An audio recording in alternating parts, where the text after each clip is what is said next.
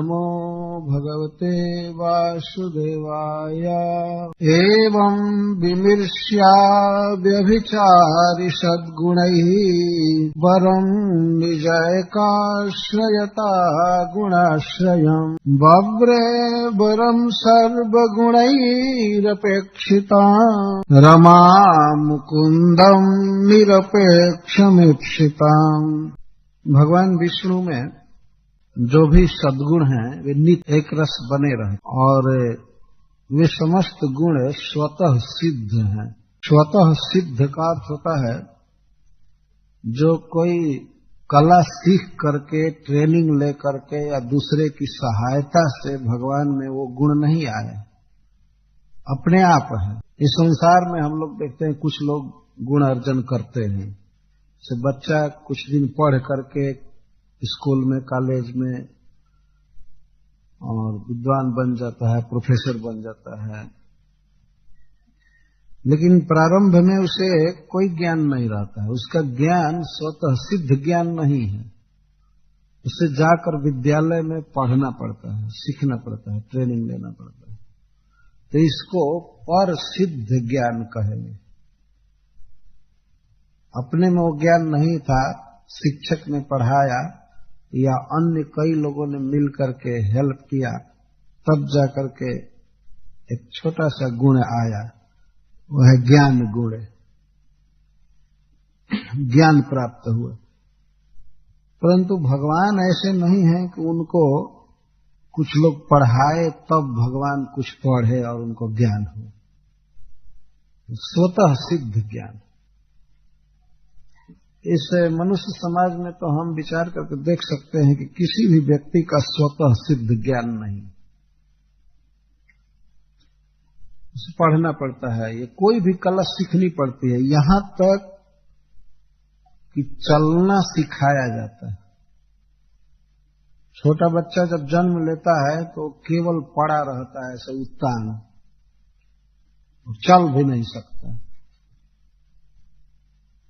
और यदि मनुष्यों में उस बच्चे का हाथ पकड़ करके यदि चलना नहीं सिखाया जाएगा तो वैसे ही वो कीड़े की तरह लेटा रहेगा, वो नहीं चल पाएगा। प्रारंभ में बैठता है धीरे धीरे और चलना सिखाया जाता है। हाथ पकड़कर प्रथम जिन्होंने चलना मुझे सिखाए, माँ हाथ पकड़ करके प्रारंभ में चलना सिखाती है और धीरे धीरे बोलना सीखते हैं। सीखते सीखते एक दिन अंग्रेजी तक बोलने लगते हैं। बहुत बहुत सीख लेते हैं, लेकिन ये सारा ज्ञान, सारी विद्या, कला पर सिद्ध है, दूसरे के द्वारा हमको मिले। स्वतः सिद्ध अपने में कुछ भी ज्ञान नहीं, कोई भी विशेषता, कोई भी गुण अपने आप नहीं। कुछ शरीर में विशेषताएं डेवलप होती हैं तो वह भी जीव की हुई नहीं है, प्रकृति करती है। प्रकृति क्रियमाणानि गुणः कर्माणि सर्वस्य। प्रकृति के द्वारा कुछ वस्तुएं दी जाती हैं। व्यक्ति सुंदर बनता है या बलवान बनता है। बलवान बनता है तो बाहर का ड्राई फ्रूट खा करके, चाहे दूध पी करके, चाहे कुछ करके, प्रारंभ में उसमें बल नहीं होता। भगवान ऐसे नहीं। भगवान चाहे बचपन में लीला करें, बच्चा की लीला करें, चाहे नरसिंह भगवान हो जाए, उनमें जो बल है हमेशा रहता है। नरसिंह देव के रूप में होकर हिरण्यकश्यप का वक्षस्थल विदारण कर दी। ठीक उसी तरह से उन्होंने पूतना का वध किया, अपने होठों से दबा दिया, उसके स्तन को, मर गई। जितना बल भगवान नरसिंह देव में है वह बल है श्री कृष्ण की किसी भी बाल लीला में अपने आप है, स्वतः। लेकिन मनुष्यों में या देवताओं में बल का उत्कर्ष होता है, अपकर्ष होता है, तो बढ़ते हैं, घटते हैं। और इसलिए कि तत्वतः स्वतः सिद्ध गुण है नहीं। जो स्वतः सिद्ध गुण नहीं है तो कभी भी वो हटा दिया जाएगा। जैसे मान लीजिए किसी लाइट में, किसी बल्ब में अपना प्रकाश नहीं है, पावर हाउस से विद्युत धारा आ रही है, तो पावर हाउस वाला इंजीनियर जब चाहे तब कनेक्शन काट देगा, तो प्रकाश नहीं रहेगा, क्योंकि स्वतः सिद्ध प्रकाश नहीं है बल्ब। लेकिन भगवान में जो भी गुण हैं वे सब स्वतः सिद्ध हैं और नित्य हैं, इसीलिए उन गुणों को अव्यभिचारी कहा गया। श्री जी ने विचार किया कि अन्य देवताओं में, दैत्यों में, यक्ष, गंधर्व, नाग आदि में जो भी गुण हैं, एक तो वे स्वतः सिद्ध ज्ञान नहीं है, और दूसरे वे ज्ञान बाद वे सब गुण समाप्त हो जाएंगे। जो भी गुण हैं वे सब बाद में समाप्त हो जाते हैं, कम हो जाते हैं, पूरा समाप्त हो सकते हैं। आज मनुष्य शरीर में है, कोई कल शरीर छोड़ करके पशु हो जाएगा। कोई भी विशेषता स्वतः सिद्ध नहीं है, भगवान के द्वारा दी गई है, प्रकृति के द्वारा दी गई है। परंतु श्री कृष्ण में जो भी विशेषता है, भगवान में जो भी विशेषता है, वो प्रकृति की नहीं दी हुई है, बल्कि प्रकृति की जितनी विशेषताएं हैं वो भगवान के द्वारा सप्लाई होती है। मया दक्षिण प्रकृति सूयते सचराचर, इसको कहते हैं अव्यभिचारी सद्गुण। श्री जी ने विचार किया कि श्री मुकुंद ही एकमात्र ऐसे हैं जिनके गुण नित्य रहेंगे। ऐसा कभी नहीं समय आएगा कि भगवान का धन कुछ कम हो जाएगा और वे भी कोई कारखाना खोलना चालू करें, ऐसा नहीं है। उनको भी चिंता होगी कि कैसे फैमिली चलेगा, ये होगा। उनका धन कभी कम होने वाला नहीं है, ज्ञान, दया आदि जो कुछ भी है। और अगुणाश्रयम, भगवान अगुण आश्रय है। अगुण का अर्थ तो है, गुण का अर्थ है प्रकृति के गुण। भगवान प्रकृति के गुण से अतीत है, प्रकृति गुणातीतम। और इस जगत में जितने भी जीव हैं उनका जो शरीर, मन, बुद्धि आदि जो मिला है वो प्रकृति के द्वारा दिया हुआ है, प्राकृत, मेटेरियल। लेकिन भगवान का देह, भगवान का स्वरूप, नाम, गुण, लीला, उनका घर, उनके परिकर कुछ भी प्रकृति के द्वारा नहीं दिए गए, सब कुछ चिन्मय है। हम भक्तों को बिल्कुल प्रारंभ में ही इस बात को समझ लेना चाहिए, एक चिन्मय सत्ता है और एक जड़ सत्ता है। एक केवल चेतन तत्व है और दूसरा जड़ है, लंप ऑफ मैटर, निश्चेतन। तो भगवान का जो कुछ भी है अपराकृत जगत, वो सब चिन्मय है। तो किसी मनुष्य में यदि कोई विशेषता है तो वो है प्राकृत विशेषता है, चिन्मय नहीं। जैसे मान लीजिए कोई व्यक्ति इस संसार में लोगों की दृष्टि में बहुत सुंदर है, वह सुंदर है, सुंदरता क्या है? दो प्रकार की सुंदरता होती है, एक आकृति की सुंदरता और दूसरा प्रकृतिगत सुंदरता। आकृति में भले कोई सुंदर दिख रहा हो, लेकिन प्रकृति से वो सुंदर नहीं है कोई भी व्यक्ति। आकृति का अर्थ है बाहर का आकार। ब्रह्मा जी ने शरीर दिया है और उस पर प्लास्टिक जैसा हल्का चमड़ा मढ़ दिया है, और चाहे गोरा पेंट लगा दिया है, चाहे काला कर दिया है, जो भी करे तो व्यक्ति देखने में अच्छा लगता है। लेकिन प्रकृति का अर्थ है कि उसके शरीर में है क्या, किस तत्व का शरीर है जो सुंदर लग रहा है। तो प्रकृति तो सब बिल्कुल तुच्छ है। पहला तो ये है कि उसके पास चर्म है, चर्म के भीतर मांस है, मांस के भीतर अस्थि है, अस्थि के भीतर रक्त है, मज्जा है, मेद, मल, मूत्र, यही सब है। क्या ये सुंदर है? किसी सुंदर व्यक्ति के केस को काट कर एक तरफ रख दीजिए और पूरे त्वक को, चर्म को उतार करके एक तरफ रखिए और फिर हड्डी को भी बांध करके रस्सी में एक तरफ रख दीजिए और मल मूत्र को भी बाकेट में रख दीजिए और पूछिए कि इसमें सुंदर क्या है, कौन सी वस्तु सुंदर है। केस भी यदि काट कर बाहर रख दिया जाए तो उसको आदमी छूना नहीं चाहता है। जब तक सिर में है तब तक तो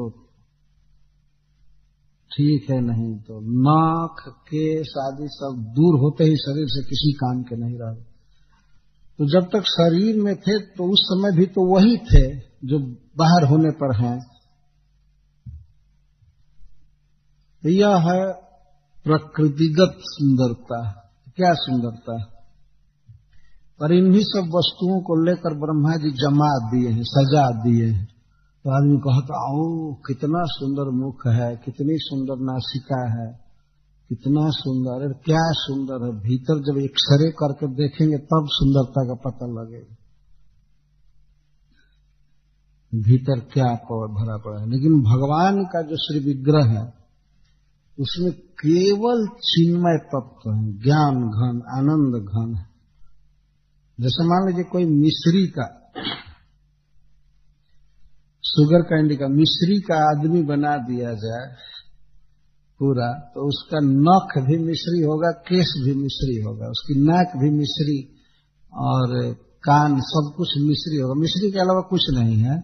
वैसे ही भगवान के श्री विग्रह में, देह में आनंद और ज्ञान के अलावा कुछ भी नहीं है, वो नित्य चिन्मय। इसलिए भगवान के आंख में, कान में और पैर में और केस में कोई भेद नहीं है। अंगानि जस्य सकलेन्द्रिय वृत्ति मंति पश्यन्ति पान्ति कलयन्ति चिरम जगन्ति। आनंद चिन्मय। भगवान के कोई भी अंग, कोई भी इंद्रिया अन्य किसी भी इंद्रिय का काम कर सकती है, क्योंकि सब एक ही है। हम लोगों के आंख में और कान में बहुत अंतर है। हमारे आंख पर पट्टी डाल कर कोई कहे कि कान से देखो, क्या देखेंगे? या कान में रुई ठूस करके कोई कहे कि आंख से सुनो, नहीं सुन सकते। या हाथ से टच करके और बताओ कि इस खीर का स्वाद कैसा है, नहीं करेंगे, इसको जिह्वा करेगी। एक इंद्रिय एक विशेष कार्य करते, दूसरी इंद्रिय वो नहीं कर सकती, क्योंकि हमारे शरीर में भी बहुत भेद है, एक तत्व नहीं है। पहले तो मैटर देखेंगे तो ऊपर चमड़ा है और चमड़ा के ऊपर केस जमा दिया गया है, केस अलग है, इसलिए तो काट कर अलग कर देते हैं, फिर भी आदमी जीता है। केस अलग है, नाक अलग है, चर्म अलग है, चर्म के बाद मांस भी अलग वस्तु, भिन्न वस्तु। और हड्डियों के बीच भीतर जो चर्बी है जिसको मज्जा कहते हैं वो भी अलग। मांस के भीतर जो चर्बी है उसको मेद कहते हैं, तेल जैसे, वो भी अलग सब। तो इसके बाद वो नसें हैं रस्सी की तरह जो पूरे शरीर को बांध करके रखी और उनमें रक्त प्रवाहित होता है। और फिर मल मूत्र की थैली है। ये सब कुछ भिन्न भिन्न शरीर में पड़ा हुआ है, सब विभत्स है वास्तव। लेकिन भगवान के शरीर में केवल एक तत्व है। जैसे मैं उदाहरण दिया कि मिश्री का यदि एक आदमी बना दिया जाए तो उसको सब कुछ मीठा मीठा मीठा मीठा, तो उसी तरह से भगवान का सब कुछ ज्ञानमय, आनंदमय, चिन्मय, सब कुछ। और गुणाश्रय का यह अर्थ, और केवल उनका शरीर ही इस तरह से नहीं है, भगवान का वाहन, भगवान के वस्त्र और भगवान का धाम सब कुछ चिन्मय। उनके धाम में पत्थर, दूब, पेड़ पौधे, पशु पक्षी सब भगवान जैसा ही चिन्मय। वह सत्ता पूर्ण भिन्न है इस प्राकृत सत्ता से। परस्तस्मात् भावन्यो अव्यक्तो व्यक्तात् सनातन यह स सर्वेषु भूतेषु नश्यत्सु न विनश्यति अव्यक्तो अक्षर इत्युक्तस्तमाहु परमाम गतिम यम प्राप्य न निवर्तन्ते तद्धाम परमम मम। भगवान स्पष्ट कह रहे हैं कि इस प्राकृत सत्ता के अतिरिक्त इससे भिन्न एक दूसरा एग्जिस्टेंस है, एक दूसरी सत्ता है और इससे बिल्कुल भिन्न है। यहाँ तो सब कुछ नष्ट होता रहता है, लेकिन वहां सब कुछ शाश्वत है। उसी को अव्यक्त या अक्षर कहते हैं। और सच पूछो तो वही मेरा धाम है, वो मेरा परम धाम है। और जहां जाने के बाद फिर इस दुखमय संसार में नहीं लौटना पड़ता। ये वैकुंठ जाने की तैयारी कीजिए। इतना सुनने के बाद भी आदमी कहता है, महात्मा जी आशीर्वाद दीजिए, हमारा एक काम नहीं हो रहा है यहाँ पर, हमारे लड़के को आशीर्वाद दीजिए, हमारा ये दीजिए। और आप प्रवचन करते हैं कि आप भजन करके यहाँ से भागिए, वैकुंठ जाइए, तो कहते नहीं, यही हमको सुखी कीजिए, यही रहना चाहते हैं। तो यहाँ तो सुखी होने का प्रश्न नहीं। जब ईश्वर ने इसको दुखालय बनाया तो कौन यहाँ सुखी हो सकता है? भगवान जब इसको दुख का गोदाम बनाए तो यहाँ कौन सुखी होगा? यही तो जीव का ज्ञान है। अतः भगवान का वर्णन बारंबार भागवत में किया जा रहा है, अगुणाश्रयम। श्री जी ने देखा कि निजय का श्रयतया विपाठ है। श्री जी के लिए एकमात्र आश्रय है विष्णु। सब तरह से चिन्मय गुणों से युक्त और वरम सर्वश्रेष्ठ। तो जब एक प्रश्न होता है कि जब विष्णु सर्व गुण मंडित हैं और परिपूर्ण है, उन्हें किसी की अपेक्षा नहीं है, तो वे कैसे स्वीकार कर लेते हैं किसी को? किस आशय से स्वीकार करते हैं? मान लीजिए किसी व्यक्ति के पास कोई जाए कि हमको आप नौकर रख लीजिए, और उस व्यक्ति को आवश्यकता ही नहीं है, परिपूर्ण है, तो क्यों रखेगा? फालतू वेतन देने के लिए क्यों रखेगा? नहीं, भगवान का यह स्वभाव है। यद्यपि उनको कोई अपेक्षा नहीं है, पूर्ण है, फिर भी उनकी शरण में कोई आता है, उनका दास बनता है, तो भगवान उससे प्रेम करते हैं, स्वीकार करते हैं। और ऐसे प्रेम करते हैं, लगता है कि भगवान स्वयं गरज में, भगवान को आवश्यकता है। रासलीला में आया है कि भगवान श्री कृष्ण राधा रानी के चरण पर गिर करके मनाते हैं जब वो मानवती हो गई। लगता है कि अब राधा रानी के बिना भगवान अब बिल्कुल अनाथ हो गए, संसार में कुछ रहा नहीं। पर ऐसी बात नहीं। राधा रानी तो उनकी ह्लादनी शक्ति है, उनसे अलग हो ही नहीं सकती है। शक्ति शक्तिमान में अभेद, फिर भी भगवान स्वीकार करते हैं। तो रमा ने देखा कि मुकुंद कैसे हैं, सर्वगुण ही अपेक्षितम और स्वयं निरपेक्षम। स्वयं निरपेक्ष है, किसी भी व्यक्ति की, किसी की भी आशा भगवान नहीं रखते हैं, उनको कोई आवश्यकता नहीं है। तथापि जितने भी गुण हैं इस संसार में, जितनी भी विशेषताएं हैं, जैसे दया, ये बल, तेज, ज्ञान आदि, सब श्री कृष्ण का आश्रय लेना चाहते हैं तो भगवान उनको स्वीकार कर लेते हैं। ठीक है, ठीक है, ठीक है। वे पूर्ण हैं, लेकिन फिर भी ये गुण आश्रय लेते हैं भगवान का। तो सर्व गुण ही अपेक्षितम। तो श्री जी ने सोचा कि जब भगवान सर्व गुण मंडित हैं और किसी की उनको कोई आवश्यकता नहीं है, लेकिन जैसे वे गुणों को स्वीकार कर लेते हैं आवश्यकता न होते हुए भी, उसी प्रकार हमको भी अपनी गृहिणी बनाएंगे, हमको भी अपनी दासी बनाएंगे, यद्यपि उनको किसी स्त्री की कोई आवश्यकता नहीं। यह विचार करके वे भगवान को वर्ण की। तो यहाँ पर भगवान को मुकुंद कहा गया। मुकुंद, द का अर्थ है देने वाला, ददाती इति द, जो देता है उसको द कहते हैं। और मुकु, तो मुकु का एक अर्थ विद्वान लोग करते हैं, मुकु का अर्थ मुक्ति। भगवान मुक्ति देते हैं, जीव को जन्म मरण से मुक्त करके उसे दिव्य आनंद प्रदान करते हैं, वैकुंठ का सुख देते हैं। इसलिए भगवान का एक नाम है मुकुंद, सब प्रकार के बंधन से मुक्त कर देते हैं। और दूसरा अर्थ है, मु का अर्थ है मुक्ति और कु का अर्थ है कुत्सित, कुत। मुक्ति के सुख को भी कुत्सित कर देने वाला आनंद जो देते हैं उनको मुकुंद कहते हैं। तो मुक्ति के सुख का भी तिरस्कार करता है भक्ति सुख, प्रेम सुख। तो जो अपने चरणों में प्रेम देते हैं, प्रेमानंद प्रदान करते हैं, परमानंद, उनको मुकुंद कहते हैं।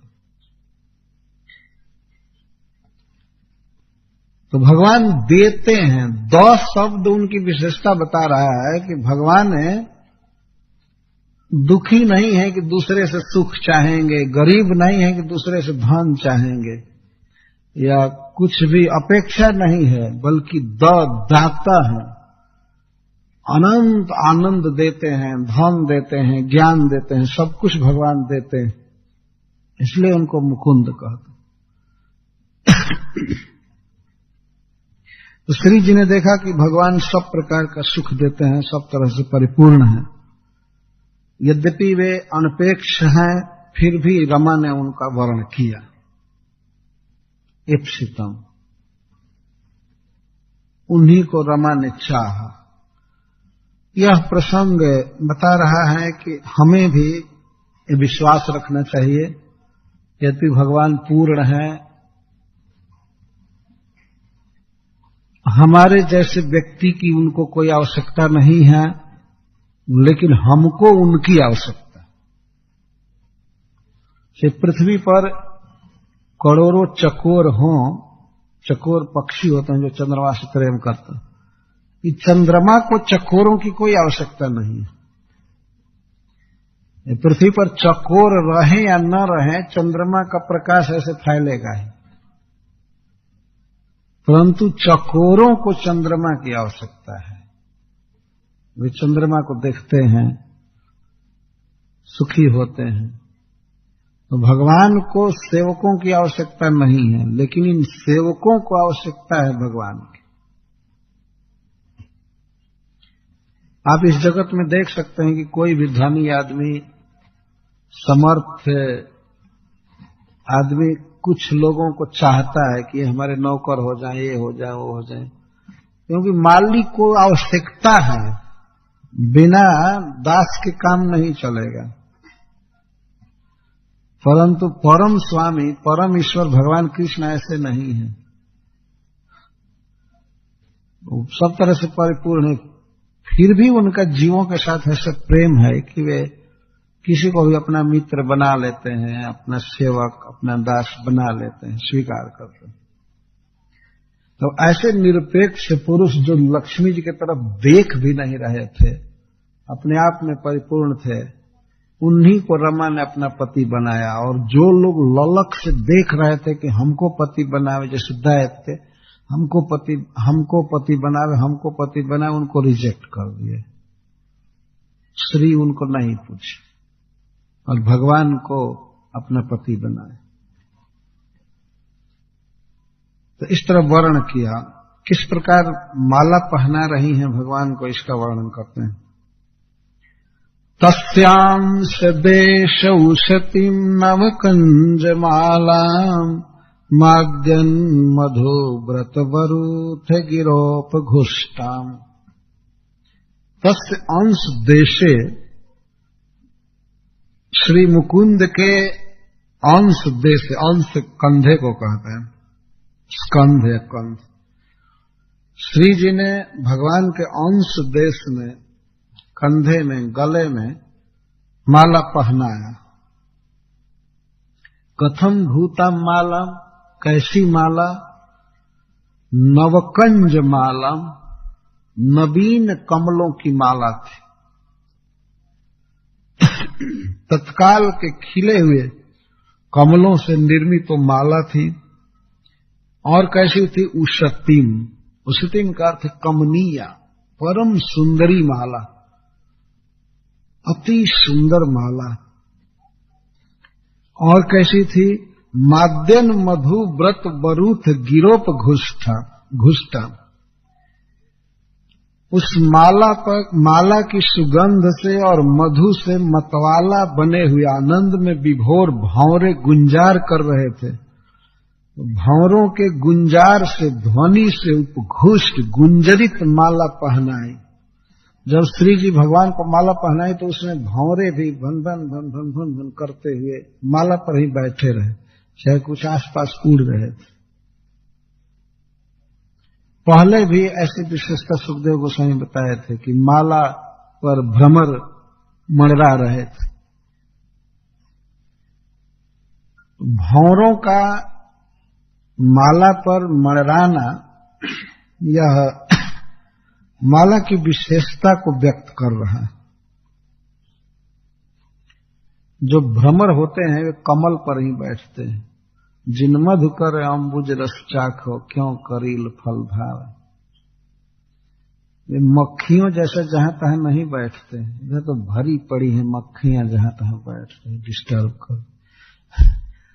भंवरे कमल पर बैठते, तो वे कमल के पुष्प जो उस स्वयंवर सभा में माला में गुथे गए थे, बहुत ही सुगंधित थे। इसी से भंवरे मंडरा रहे। घुष्टांग का अर्थ है निनादित।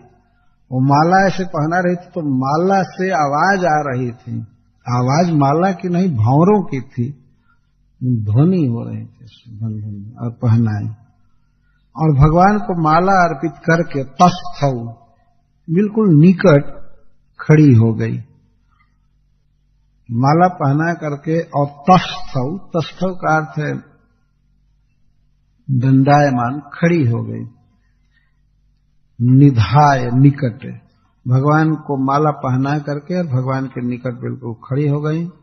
और उस समय वे लज्जा से युक्त हंसी और हंसी से विकसित नेत्र से वक्षस्थल को देख रही थी।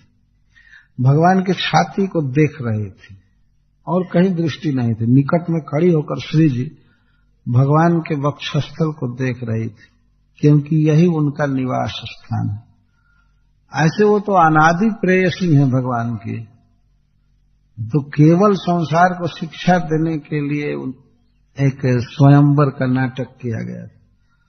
जानते हैं कि यही हमारा स्थान है, तो अपने स्थान भूत तद उरह स्वधाम, तत् उरह भगवान का उरह वक्षस्थल, स्वधाम श्री का धाम है, श्री का निवास स्थान है।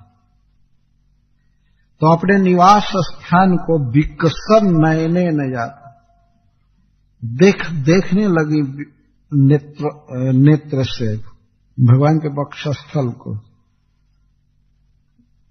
अपना घर समझकर, अपना निवास स्थान समझकर। जब श्री जी भगवान के वक्षस्थल को देख रही थी, तब मुकुंद ने क्या किया, एक प्रश्न होता है। वे चाहती थी भगवान के वक्षस्थल पर निवास। भगवान के बाएं वक्षस्थल पर एक पीत वर्ण की रोमावली है, गोल्डन हेयर्स, थोड़ा सा लकीर जैसा लगता है। उस सांवले शरीर पर वह पीत वर्ण का रोम समूह बहुत अच्छा लगता है। वही लक्ष्मी जी का निवास स्थान है। एक बार एक कथाकार ने कहा था कि बाएं भाग में कलेजा रहता है मनुष्य के यहाँ पर, तो भगवान अपनी पत्नी से, श्री जी से कलेजा जैसा प्रेम करते हैं, यहाँ रखते हैं हृदय जैसा मानते हैं दिल को। तो श्री जी को उन्होंने स्थान दिया वक्षस्थल। तस्याः श्रियः त्रिजगतो जनको जनन्या वक्षो निवासमकरोत्। तो भगवान श्रीहरि श्री जी को वक्ष निवासम अकरोत्, उन्होंने कहा कि हाँ आपका यही वास स्थान है, आप यहीं रहिए। तो श्री जी को स्थान दिया भगवान ने अपने वक्षस्थल, बाएं वक्षस्थल।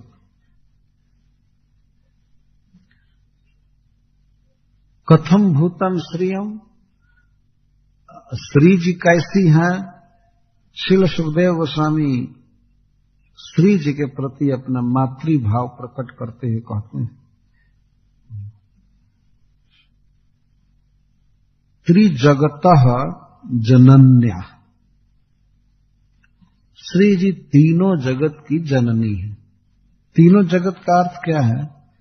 ऊपर, मध्य और नीचे जितने भी जीव हैं 84 लाख योनियों में, सबकी मां है श्री जी। भले ही सत्य को कोई पहचाने या न पहचाने, लेकिन वास्तव में श्री जी मां है और मुकुंद पिता है। त्रिजगतः दोनों के लिए लगेगा, त्रिजगतः जनकः त्रिजगतः जनन्या। तीनों जगत के पिता हैं श्री कृष्ण और मां है श्री जी। कथा कहते समय श्री सुखदेव गोस्वामी का भाव कितना अच्छा हो रहा है।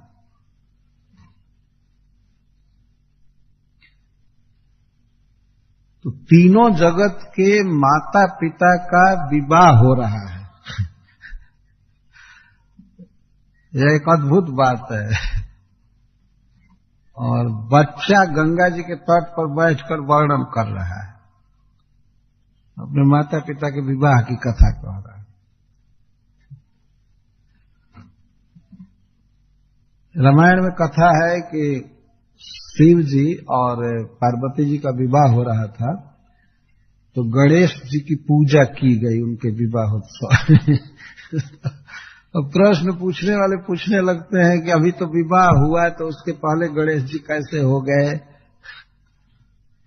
तो समाधान यह है कि गणेश जी एक पद है, ये देवता के पद का नाम है। जैसे प्राइम मिनिस्टर एक पद है, उस पर व्यक्ति बदलते रहते हैं, तो गणेश एक पद है। बाद में शिव जी के पुत्र उस पद को संभालेंगे, अभी वो नहीं हुए थे। लेकिन चूंकि गणेश गणपति नाम है, तो इसीलिए लोग भ्रम में पड़ जाते। तो श्री जी का भगवान से विवाह हो रहा है, पर तीनों जगत में इनके संतान पहले ही भर गए। ये ध्यान रखना चाहिए कि भगवान पिता हैं और श्री जी पत्नी है भगवान की, सभी जीवों की मां है। तो जैसे यहां पर माता पिता संतान उत्पन्न करते हैं, भगवान को भी बाध्य होकर के ऐसे ही संतान पैदा करना पड़ेगा और पालन पोषण, यह नहीं आवश्यक। भगवान का प्रोसेस दूसरा है। वे तो गर्भ समुद्र में सोए थे और उनको इच्छा हुई कि एक बच्चा पैदा करूं, तो नाभि से कमल से ही बच्चा पैदा कर दिया, ब्रह्मा को पैदा कर दिया। पत्नी तो पास में ही रही, लेकिन पत्नी का आश्रय नहीं लिए। भगवान को किसी की आवश्यकता नहीं है। जो संतान पैदा करना चाहे तो अपनी इच्छा मात्र से करोड़ों करोड़ों उत्पन्न कर सकते। लक्ष्मी जी वहीं थी, चरण दबा रही थी, लेकिन भगवान ने एक बच्चा पैदा कर दिया जो विश्व का इंजीनियर बना है, ब्रह्मा जी, पूरा विश्व बनाने वाला। अच्छा, उत्पन्न करने के बाद भगवान अपने बच्चा को फिर किसी कोचिंग स्कूल में नहीं भेजे पढ़ने के लिए, जाओ पढ़ लिख लो, ये करो। संकल्प मात्र से उन्होंने समस्त वेदों का ज्ञान दे दिया। हृदय तेने ब्रह्म हृदय आदि कवि, आदि कवि ब्रह्मा जी को उन्होंने वेद ज्ञान दिया। हृदय, हृदय संकल्प, क्या कोई समर्थ है ऐसा? कोई फादर, कोई पिता ऐसा है जो अपने बच्चे के प्रति संकल्प करे कि आज ही यह पीएचडी हो जाए, सारा पढ़ ले। सोचने से क्या होगा? पढ़ाना पड़ता है, स्कूल में भेजना पड़ता है, फिर भी वो गधा फेल हो जाता है। ऐसा होता है, इतना प्रयास किया जाता है। लेकिन भगवान मनुष्य की तरह किसी विषय में बाध्य नहीं है, स्वतंत्र। संकल्प किए कि उनका पुत्र ब्रह्मा विश्व का बहुत बड़ा विद्वान हो जाए, हो गए, और वे सृष्टि चालू किए। भगवान ने आज्ञा दिया तो वे भी अपने मन से और देह से सृष्टि करने लगे। वो भी स्त्री से सृष्टि नहीं की, किसी को मन से पैदा किए। शुरू में 4 कुमार को मन से उत्पन्न कर दिए। मन मतलब संकल्प। किसी को हाथ से पैदा किए, किसी को गोद से, किसी को पैर से। नारद जी को गोद से पैदा किया, अंक से पैदा किए। करात, क्रतु, भृगु जी को किसी अंग से पैदा किए, किसी को मस्तक से, किसी को जांघ से, ऐसे। और ऐसा नहीं कि कोई जांघ से पैदा हुआ तो जांघ में फोड़ा हो गया या कट गया, कुछ नहीं हुआ। ऐसे उन्होंने किया हाथ से क्रतु प्रकट हो गए, पुला जैसे प्रकट हो रहे हैं भृगु जी, अंगिरा आदि सब प्रकट। तृतीय स्कंध में कथा। ऐसा नहीं कि एक बच्चा पैदा करने में जाओ हॉस्पिटल में भर्ती हो और ये करो, ये सब बहुत उच्चतर सृष्टि। ब्रह्मा जी सब पैदा कर दिए। तो भगवान का पुत्र जब इतना विलक्षण है तो भगवान का तो कहना ही क्या। तो वास्तव में सभी जीव भगवान के पुत्र हैं, भगवान पिता हैं और श्री जी मां है। त्रिजगतः जनन्य। तीनों जगत में जितने भी जीव हैं, ब्रह्मा जी या और यहाँ इस पृथ्वी पर कीट पतंग जो कुछ भी, सबके पिता हैं भगवान मुकुंद और मां है श्री जी। इस बात को भगवान गीता में कहते हैं, सर्वजोनिषु कौन्तेय मूर्तयः संभवन्ति या तासां ब्रह्म महज्जोनि अहम बीज प्रदो पिता। मैं पिता हूं। पर ये पागल लोग संसार में कहते हैं कि हमारा पिता निराकार है। पिता अर्जुन के रथ पर बैठकर बार बार कह रहा है कि मैं पिता हूं मैं फादर हूं। और लोग कहते हैं नहीं, तुम नहीं हो, हमारा पिता निराकार है। ये कोई उचित बात नहीं है, यह बहुत भारी अपराध है। किसी का बाप उसको आकर के समझावे कि बेटा मैं तुम्हारा पिता हूं, और वो कहे कि नहीं हमारा पिता निराकार है, जाओ तुम। निराकार पिता है। इतना आकार में पुत्रों को पैदा करने वाला स्वयं निराकार है। जरा विचार कीजिए, ये कैसा दूषित मान्यता है। परम सुंदर भगवान बोल रहे हैं रथ पर कुरुक्षेत्र में, मैं पिता हूं। एक बार नहीं, कई बार वे कहते हैं मैं पिता हूं।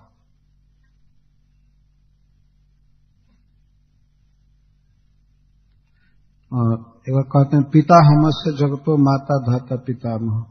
और उसी 14वें अध्याय में 2 बार एक ही बात कहते हैं, तासाम ब्रह्म महत् जोनिर अहम बीज प्रदो पिता। और ये कहते हैं मम जोनिर महत् ब्रह्म तस्मिन् गर्भम दधाम्यहम संभवः सर्वभूतानां ततो भवति भारत। कैसे मैं उत्पन्न करता हूं वो भी बताते हैं। यह जो महत् ब्रह्म है प्रकृति, यह मेरी पत्नी जैसी है, योनि है, और मैं इसमें जीव रूपी बीज को डालता हूं, तब संभवः सर्वभूतानां, तब सभी जीवों की उत्पत्ति होती, शरीर बनते। फिर उसी की व्याख्या करते हैं, सर्व जोनिषु कौन्तेय मूर्तयः संभवन्ति या तासां ब्रह्म महत् जोनिर अहम बीज प्रदो पिता। मैं पिता। ऐसे दुनिया के सभी लोग मानते हैं, भगवान को फादर कहते हैं, पिता मानते हैं। लीजिए पिता आकर के डायरेक्ट कहता है कि मैं पिता हूं, तो कहते हैं नहीं तुम नहीं हो, हमारा कोई और बाप। हमारे बाप का न नाक है, न हाथ है, न पैर है, न कुछ है। ऐसा बाप पसंद करता। तो ऐसे बाप मानते हो तो बाप कभी नहीं पूछने आएगा कि कैसे हो, मरो इसी तरह। तो वो आएगा क्या, सामने क्या आएगा? न तो फोन करेगा, न कभी पूछेगा। वही साकार बाप रहेगा तो कभी न कभी खबर लेगा। और निराकार बाप कहने का मतलब तुम्हारा बाप मर गया है, वो है ही नहीं। ये पहचानना चाहिए। भगवद गीता सार्वभौम ग्रंथ है, समस्त मानवों के लिए भगवान ने दिया है। तो त्रिजगतः जनकः त्रिजगतः जनन्या, इन दोनों का स्वयंवर हो रहा है। श्री सुखदेव गोस्वामी बड़े ही आदर के साथ श्री जी का स्मरण कर रहे हैं। स्मरण में बताते तीनों जगत की मां, तीनों जगत की मां को तीनों जगत के पिता श्री मुकुंद ने अपने वक्षस्थल रूप निवास स्थान को दिया। और श्री जी के लिए एक बात और कह रहे हैं, विभूते, षष्ठी विभक्ति में है, विभूति, जिसकी बहुत भूतियां हैं। भूति का अर्थ है धन, वैभव, कृपा, सब कुछ, जिनकी बहुत बहुत भूतियां हैं, धन है। ऐसे श्री को भगवान ने वक्षस्थल पर निवास दिया। परमम निवासम, निवासम का विशेषण है परमम। परमम का अर्थ है सुस्थिरम, स्थिर निवास। ऐसा नहीं कि भगवान कुछ काल के लिए लक्ष्मी जी को स्वीकार किए हैं और कुछ बरस के बाद डिवोर्स कर देंगे, तलाक दे देंगे, नहीं। स्थिरम परमम निवास, सदा के लिए निवास दिए। इस संसार जैसा संबंध नहीं है श्री का और मुकुंद का, वो अनंत अनंत काल तक चलेगा, कभी नष्ट नहीं होने वाला। वो अनादि काल से है और अनंत काल तक चलेगा। इस संसार में तो स्त्री पुरुष का संबंध पहले था नहीं और बाद में भी नहीं रहता, सब विदा हो जाते हैं अलग अलग। जीवित अवस्था में भले वो बात करते होंगे कि हम लोग मरेंगे तो एक ही संग मरेंगे और एक ही साथ जाएंगे, लेकिन मरेंगे भी भिन्न भिन्न डेट पर और भिन्न भिन्न गति भी होगी। अब आगे भेंट नहीं होने वाला है।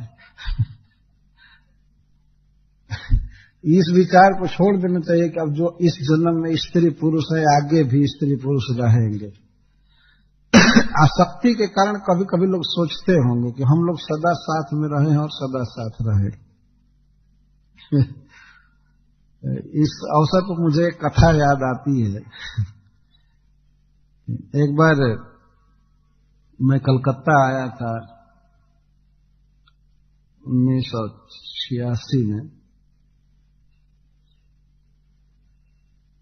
जब श्री चैतन्य महाप्रभु की 5 शताब्दी मनाई गई थी। उसी समय तो मैं अपने एक मित्र के यहाँ ठहरा था। हमारे मित्र की पत्नी उसको छोड़कर भाग गई थी। तो पंडित जी आए थे, उसके पुरोहित, उससे पूछ रहा था कि पंडित जी ये बताइए कि हमारी पत्नी और हम कितने जन्म से एक साथ पति पत्नी हैं। तो पोथी पत्रा में ये थोड़े लिखा है। लेकिन पंडित जी को भी तो कुछ दक्षिणा की जरूरत थी, इसलिए अब उसकी बात को कहने के लिए तैयार हो गए। तो पंडित जी हमारे तरफ के ही थे, परिचित थे। तो जब वो पूछा तो हम पर देख करके वो थोड़ा मुस्कुराने लगे कि अब मैं कुछ पखंड करूंगा तो ये बैठे हैं यहीं पर। मैंने कहा हाँ ठीक है, बताइए बताइए। बताइए। तो पोथी पत्रा खोल करके कहते हैं आप लोग 7 जन्म से स्त्री पुरुष रहे हैं।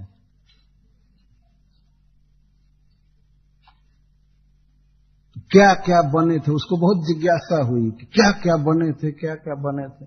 तो बताने लगे कि एक जन्म में आप लोग यह थे, सियारिन थे, एक जन्म में यह थे, देवता देवी भी बने थे, ये भी कहे, और ऐसे थे वैसे थे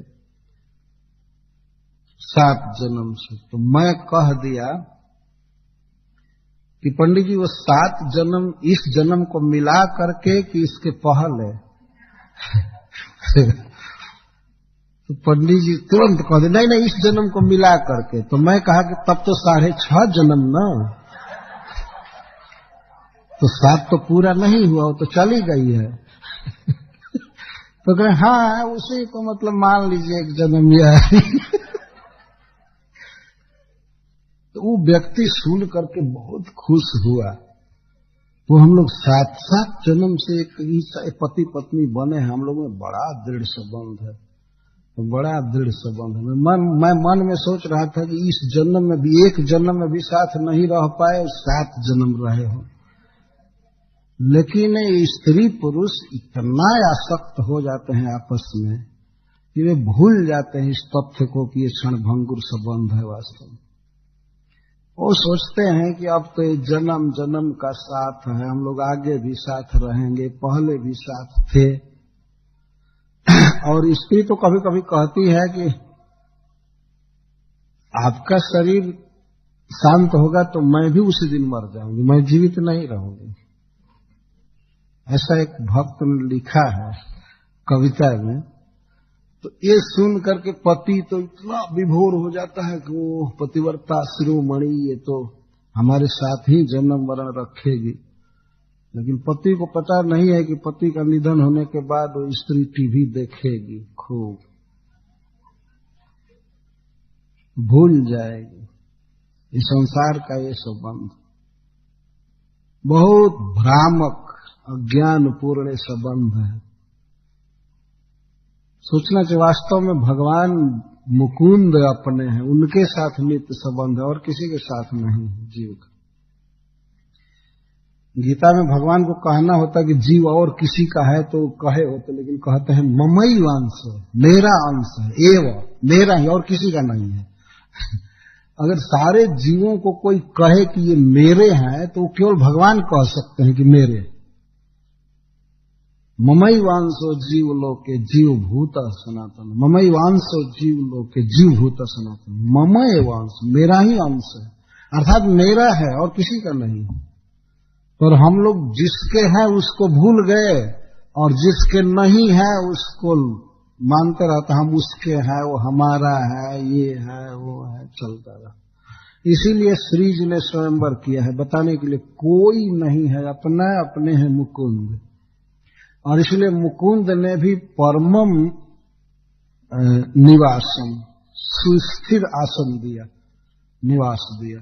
भगवान जब अपने धाम में अपना सेवक स्वीकार करते हैं तो भगवान के साथ तो जीव का संबंध कभी विच्छेद नहीं होता है, कभी नहीं। बारंबार इस जगत की सृष्टि होगी, प्रलय होगा, लेकिन भगवान के धाम में जो भगवान के साथ संबंध रहेगा जीव का कभी नष्ट नहीं होगा। इसी को भगवान कहते हैं यह सर्वेश भूतेषु नश्यत्सु न विनश्यति। यहां सब कुछ चेंज होता है लेकिन वो भगवान का संबंध चेंज नहीं होगा। अतः निवासम का विशेषण परमम दिया जा रहा है, परमम निवासम। परम निवास का अर्थ है जो निवास कभी खंडित नहीं होगा। श्री जी भगवान की प्रिया है तो अनंत काल तक रहेंगी। एक बार मैं ऐसे कह रहा था अनंत शब्द पर, तो कोई व्यक्ति कहा अरे आखिर कभी तो अंत होगा। तो मैं कहा अनंत का तुम अर्थ क्या समझ रहे हो? जब अनंत कहा ही जा रहा है, न अंत अनंत, जिस संबंध का, जिस प्रेम का कभी अंत है ही नहीं उसको अनंत कहते। लेकिन जगत का संबंध तो शांत होकर ही रहेगा। ये तो अंत है ही, और जब तक चलता भी है तो अनेक दाव पेच से भरा रहता है, इसमें कोई सुख नहीं। प्रत्येक व्यक्ति अपने सुख के लिए ललायित रहता है। पति अपने सुख के लिए ललायित है, पत्नी अपने सुख के लिए ललायित है। वे एक दूसरे के सुख के लिए संबंध नहीं रखे। ये जगत का क्लियर अनावरण स्वरूप है।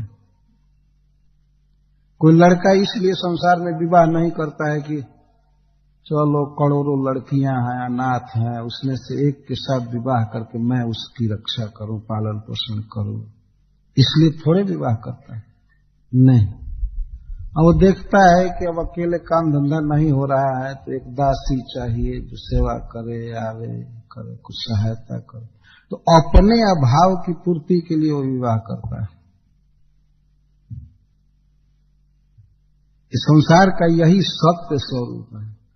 परंतु अपराकृत जगत में भगवान के साथ जो जीव का संबंध होता है वो एक दूसरे को सुखी करने के लिए होता है। भगवान किसी जीव को स्वीकार करते हैं उसको सुखी करने के लिए, और जीव भगवान को स्वीकार करता है भगवान को सुख देने के लिए। तो संबंध परम होता है, काल से परे, देश से परे, सुस्थिरम, सुस्थिर। श्रीपाद श्रीधर स्वामी जी यही अर्थ लिखते हैं, सुस्थिरम, परमम सुस्थिरम। तो भगवान ने अपने वक्षस्थल पर क्यों स्थान दिया श्री जी को? क्या कोई संसार में किसी स्त्री से विवाह करता है तो अपने छाती पर टांगे रहता है? अरे दे दिया, एक फ्लैट बना करके एक रूम निश्चित कर दिया, इसमें तुम रहो, इसमें ये रहो, तो लेकिन छाती पर दे देना स्थान, वक्षस्थल पर स्थान देना, इसका क्या रहस्य है?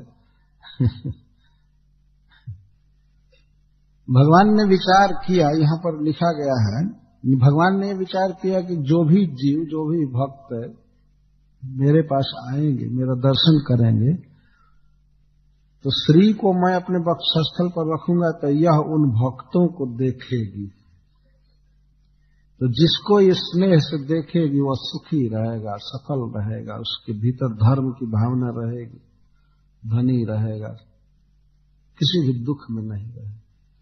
तो भगवान ने ये सोच करके सामने वक्षस्थल पर स्थान दिया।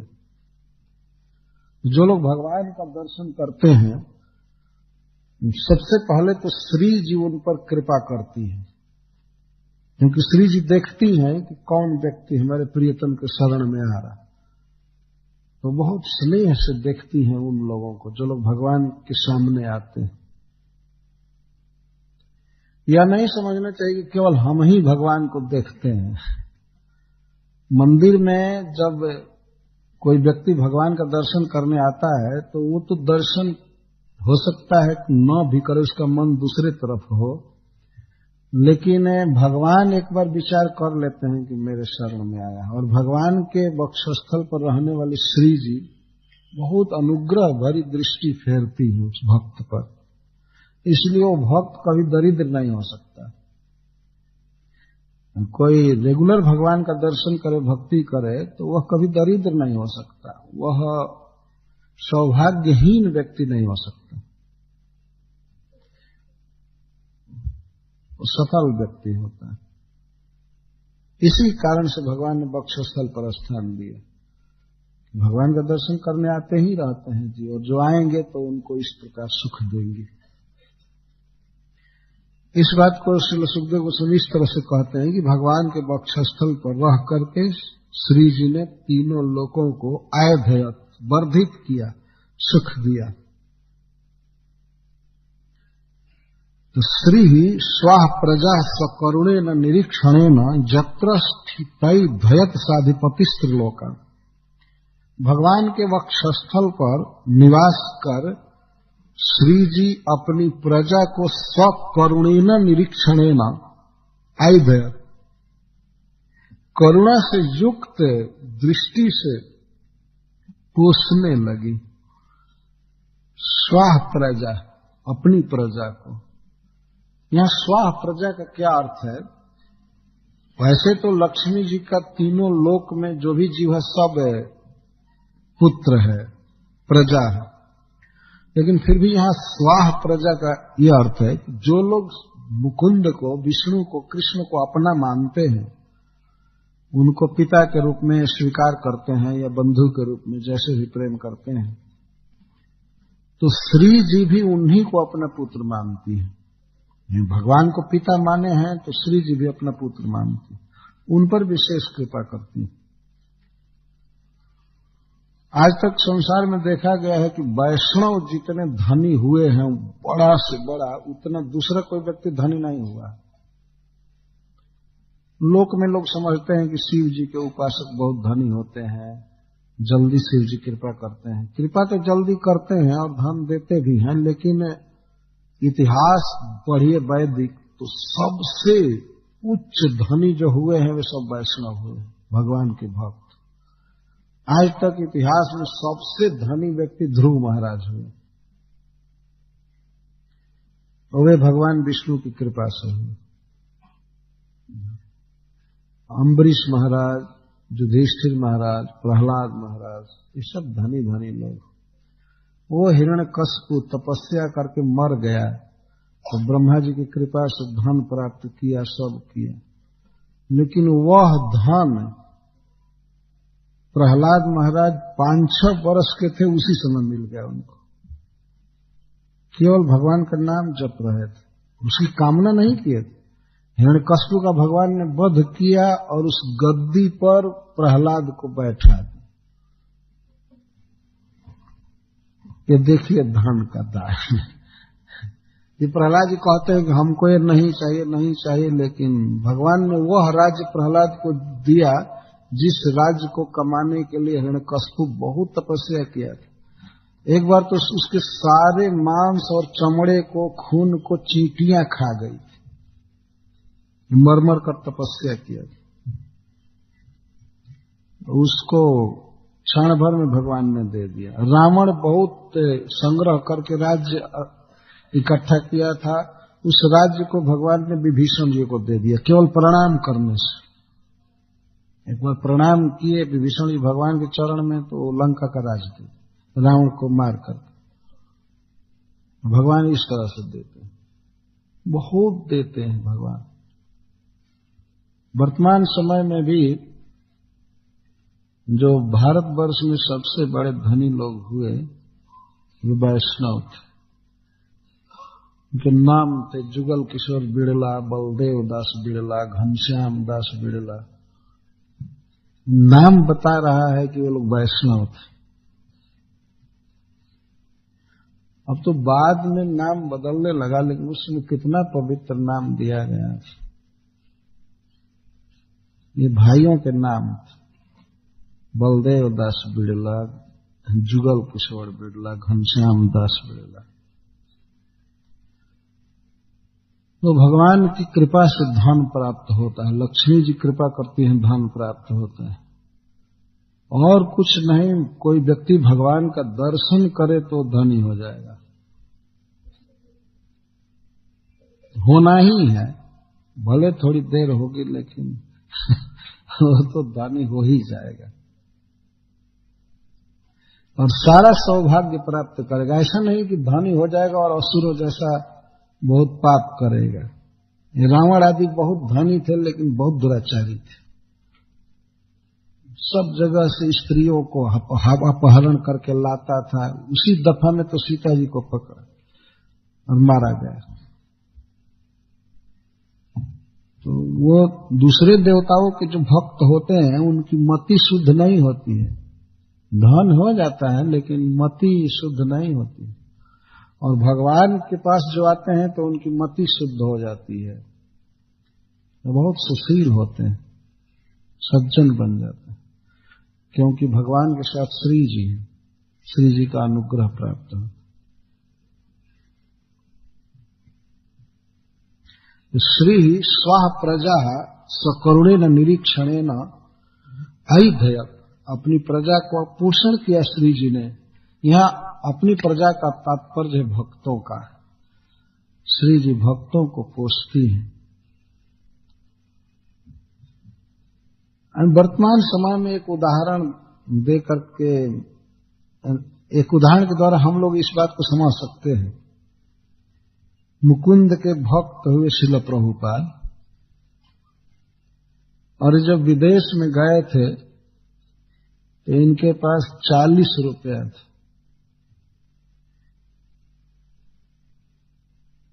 40 रुपया था, लेकिन प्रभुपाद जी जब ये संसार छोड़े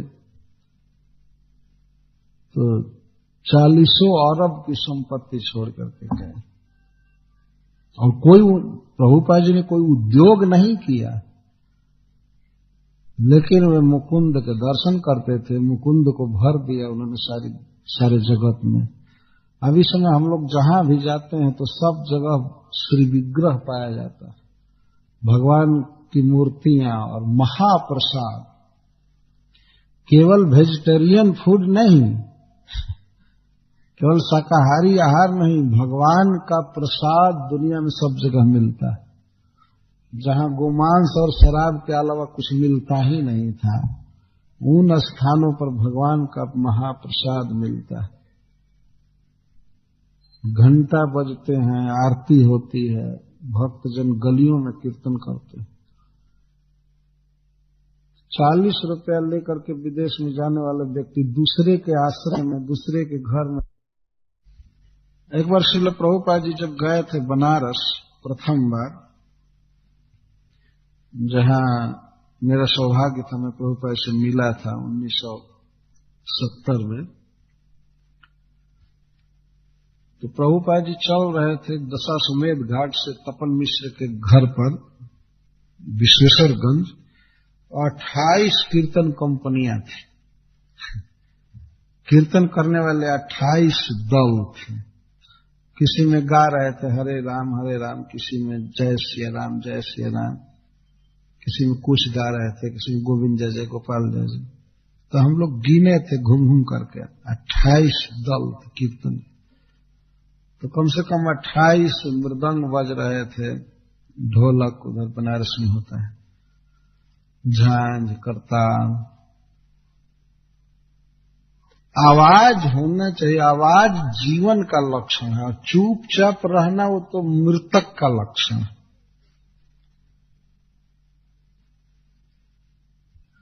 आवाज होना चाहिए,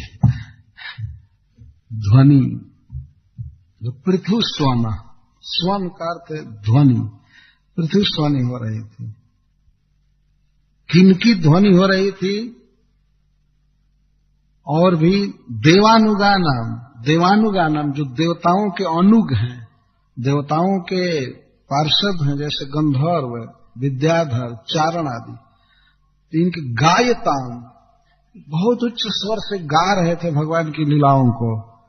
और इसके साथ ही साथ नृत्यताम, गा रहे थे और नाच रहे थे। और ये सब भगवान के परम भक्त, और इनकी स्त्रियां भी परम भक्त हैं। तो स्त्री नाम, स्त्रियां भी गा रही थी, और विद्याधर आदि गंधर्व आदि गा रहे थे। लेकिन एक बात का ध्यान था कि स्त्रियां अलग नाच रही थी, पुरुष अलग नाच रहे थे। इतना ध्यान था।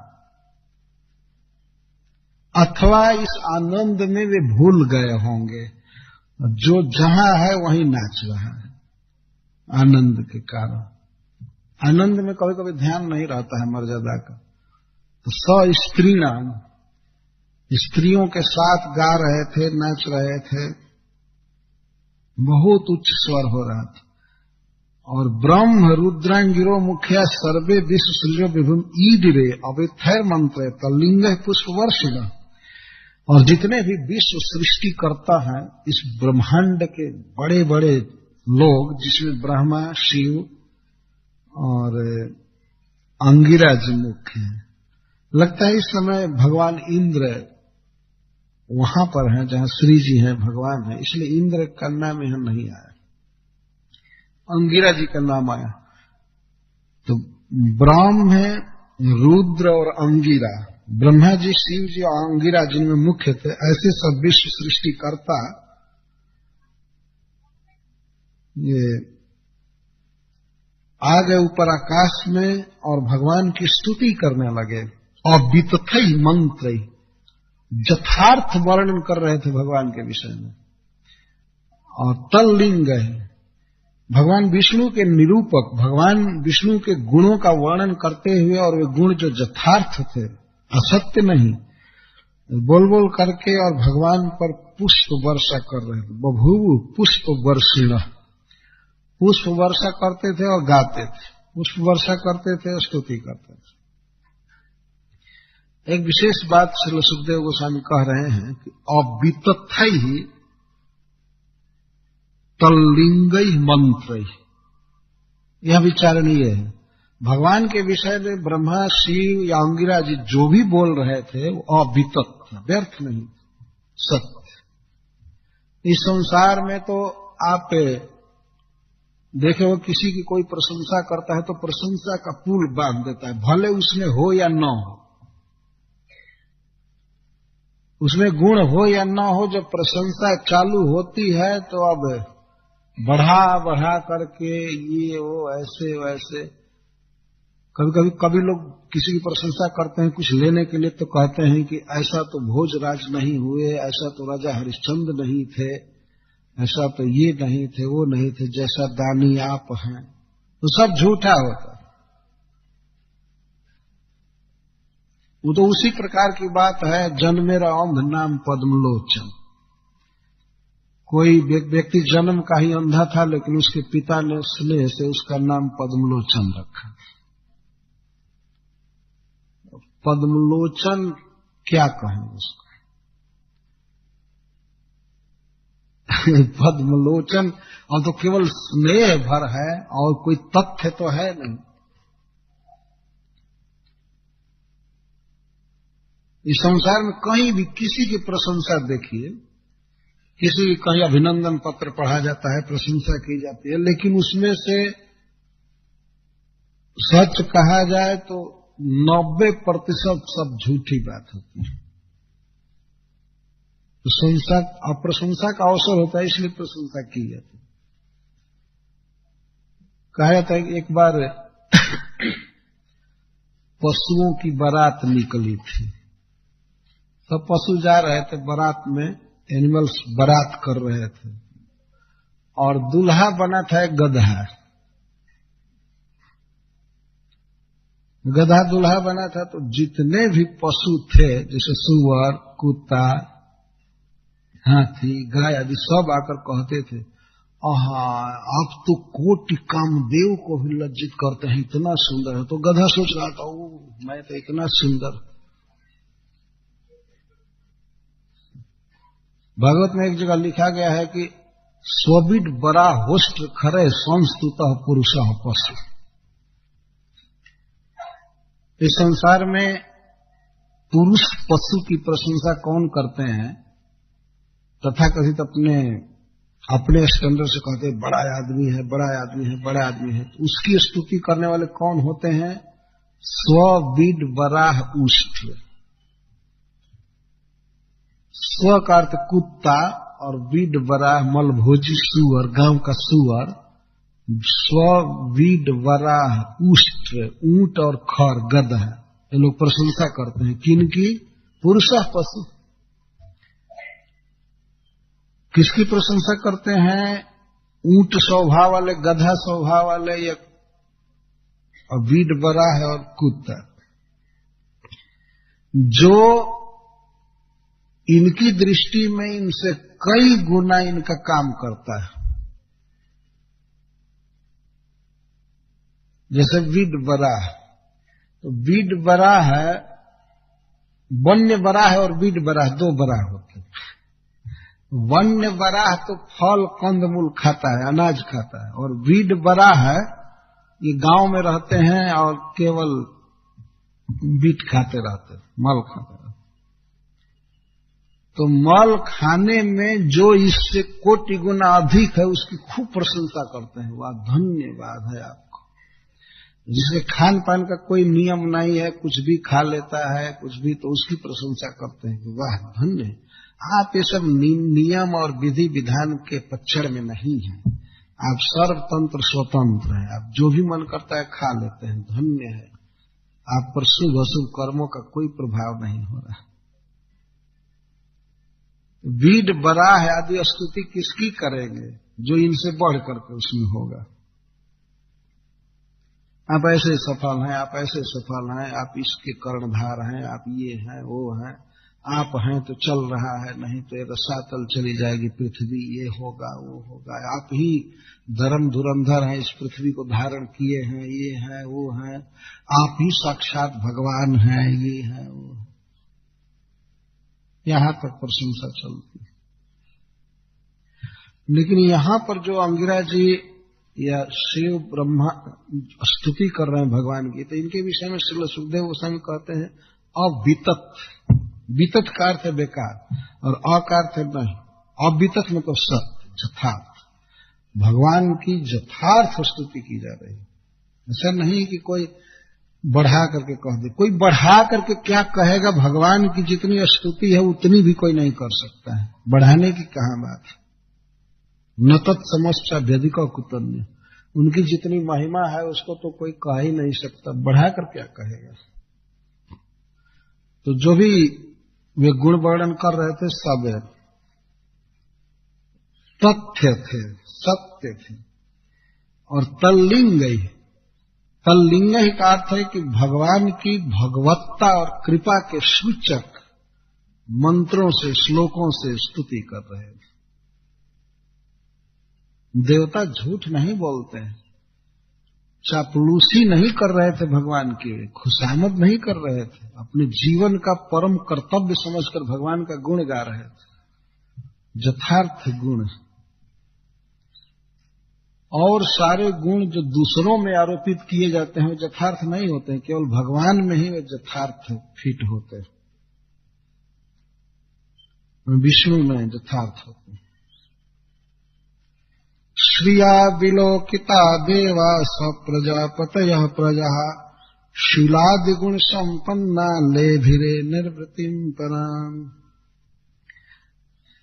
तो श्री के साथ भगवान जब खड़े हुए, केवल उसी समय की बात नहीं है, आगे भी अनंत काल के लिए बात कही जाती है कि श्री ने जब देवताओं पर और प्रजा पर देखा कृपापूर्ण दृष्टि से, ये आगे भी देखेंगे इसके लिए कहा जा रहा है। श्री ने जब देखा देवताओं को, प्रजापतियों को और प्रजा को, तो वे सब शीलादि गुण संपन्ना लेभिरे निर्वृतिम पराम। शील आदि गुणों से संपन्न हो गए, श्री जी के दृष्टिपात से सभी गुणों से संपन्न हो गए और परम सुख पाए, आनंद में मग्न हो गए सब लोग। लेकिन जो दैत्य हैं, दैत्य थे या हैं या होंगे, उन सबकी बात लेना चाहिए। जो भगवान से प्रेम नहीं करते हैं, भगवान से विमुख रहते हैं, तो वे सब श्री जी के द्वारा उपेक्षित हो गए। श्री उन पर कृपा नहीं की, इस कारण से वे निःसत्व हो गए। निःसत्व का अर्थ है धैर्यहीन, और इस कारण से लोलुप, विषय भोग के लिए लोलुप, ललायत। ये खाएं, ये पिएं, ये संसार की वस्तु इकट्ठा कर ले, चोरी करें, हत्या करें, आक्रमण करें, अग्रेसिव बन जाए, उसको लूटें, ये करें। विषय भोगों की लालसा बढ़ी रहे, लोलुप हो। निरुद्योगा, और निरुद्योग है, उद्योग नहीं करते थे, कोई काम धंधा नहीं, कुछ नहीं, बस ऐसे दूसरे के धन को लूटना, खाना पीना। और गतत्रपा, निर्लज्ज हो गए। जब श्री के द्वारा उपेक्षित हुए तो ये दैत्य और दानव ऐसे हो गए। यहां तक तो श्री के स्वयंवर की बात हुई। अब पुनः समुद्र मंथन चालू किया जाए क्योंकि अभी अमृत निकला नहीं है। अथासिद वारुणी देवी कन्या कमल लोचना असुरा जगृहुस्ताम वै हरेर अनुमतेन ते। अथ, इसके बाद समुद्र मंथन चालू किया गया, तब वारुणी देवी उत्पन्न हुई, एक कन्या के रूप में। देवी का अर्थ है कि वो चमक रही थी, द्योतमाना, जो चमके, दिव्य शब्द का अर्थ तो चमकना है, प्रकाश, बहुत ही सुंदरी थी। और उस सुंदरता का वर्णन करने में ही कमल लोचना कहा जा रहा है। उसकी आंखें कमल के समान थी। इसका अर्थ है कि सर्वांग बहुत सुंदर था। तो उसको देखते ही असुरों ने कहा कि हम लेंगे। तो भगवान ने संकेत किया इंद्र को, ठीक है आप लोग ले लीजिए, असुरों को छोड़ दो। हरे अनुमते न, भगवान के अनुमति से वे लोग ले लिए। अब हो गया, 13 रत्न उत्पन्न हो चुका है। अब 14वां अंतिम रत्न है अमृत। अथो दधेर्मध्यमानात् काश्यपैरमृतार्थिभिः उदतिष्ठन् महाराज पुरुषः परमाद्भुतः।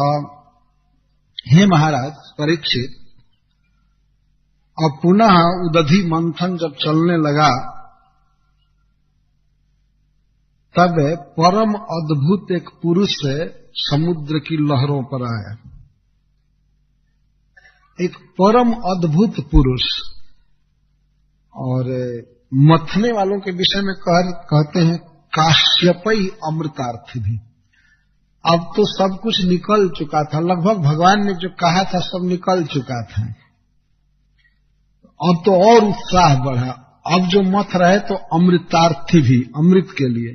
पहले जो मथ रहे थे तो जानते थे कि और चीजें उत्पन्न होंगी, तो ये मन में रहता था देवताओं के कि ये चीज निकलेगी, ये चीज निकलेगी। लेकिन अब तो सब निकल गई, तो अमृतार्थी अब अमृत के लिए मथने लगे। और काश्यप शब्द के द्वारा यह ध्वनित किया जा रहा था कि वो बड़े बलवान थे, बहुत उत्साही थे, मथने लगे। जब मथे तब हे महाराज परम अद्भुत पुरुष उदतिष्ठत्, एक परम अद्भुत पुरुष से निकला। यह है भगवान धन्वंतरी। भगवान आए, हाथ में अमृत का कलश लेकर के आए। या एक हाथ में लिए होंगे अथवा दोनों हाथ में लिए होंगे, जैसे भी। परम अद्भुत पुरुष। परम अद्भुत से तात्पर्य है कि संसार में ऐसा कोई पुरुष नहीं देखा जाता है, देवताओं में भी या दैत्यों में कहीं भी। उसी परमाद्भुतत्व का वर्णन कर रहे हैं। दीर्घ पीवर दोर्दंड कम्बुग्रीवोरुडेक्षण। उस पुरुष की भुजाएं दीर्घ थी, आजानुलंबित भुजौ, जानू तक लंबित भुजा थी, लंबी लंबी, घुटने तक लंबी, और पीवर और मोटी भुजाएं थी। दोर्दंड, भुजाएं लंबी लंबी और मोटी थी। कम्बुग्रीव, और उस पुरुष का कंठ शंख जैसा लगता था, जिसके कंठ पर 3 रेखा थी, जैसे शंख पर रेखा रहती है वैसे कम्बुग्रीव, अरुणेक्षण, और उसके आंखों में अरुणाई थी, लालिमा थी। श्यामल, वह पुरुष श्याम वर्ण का था। तरुण, बिल्कुल युवक। सर्वश्रग्वी, बनमाला लगाया, और सर्वाभरण भूषित, शरीर में सब प्रकार के आभूषण धारण किया था। अमृता पूर्ण कलशम, अमृत से अपूर्ण कलश विभ्रत लिया था। और भगवान धन्वंतरी के शरीर का वर्णन तो किया जा रहा है, लेकिन यहां कह रहे अमृता पूर्ण कलशम, अमृत से अपूर्ण कलश लिए थे।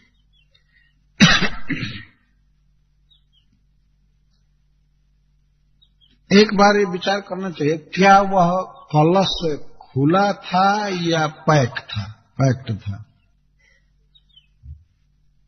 इस पर सुखदेव गोस्वामी जी कुछ नहीं कह रहे भरा था। तो भरा था तो इस पर ऐसी परीक्षा की जा सकती है कि सुखदेव गोस्वामी देख रहे हैं कि पूरा मुख तक भरा हुआ है, लेकिन वास्तव में वह सील्ड था, पैक्ड था। आज के युग में तो उसको खुला हुआ कह देंगे तो लोग पीना नहीं चाहेंगे, अमृत हो चाहे कुछ भी हो।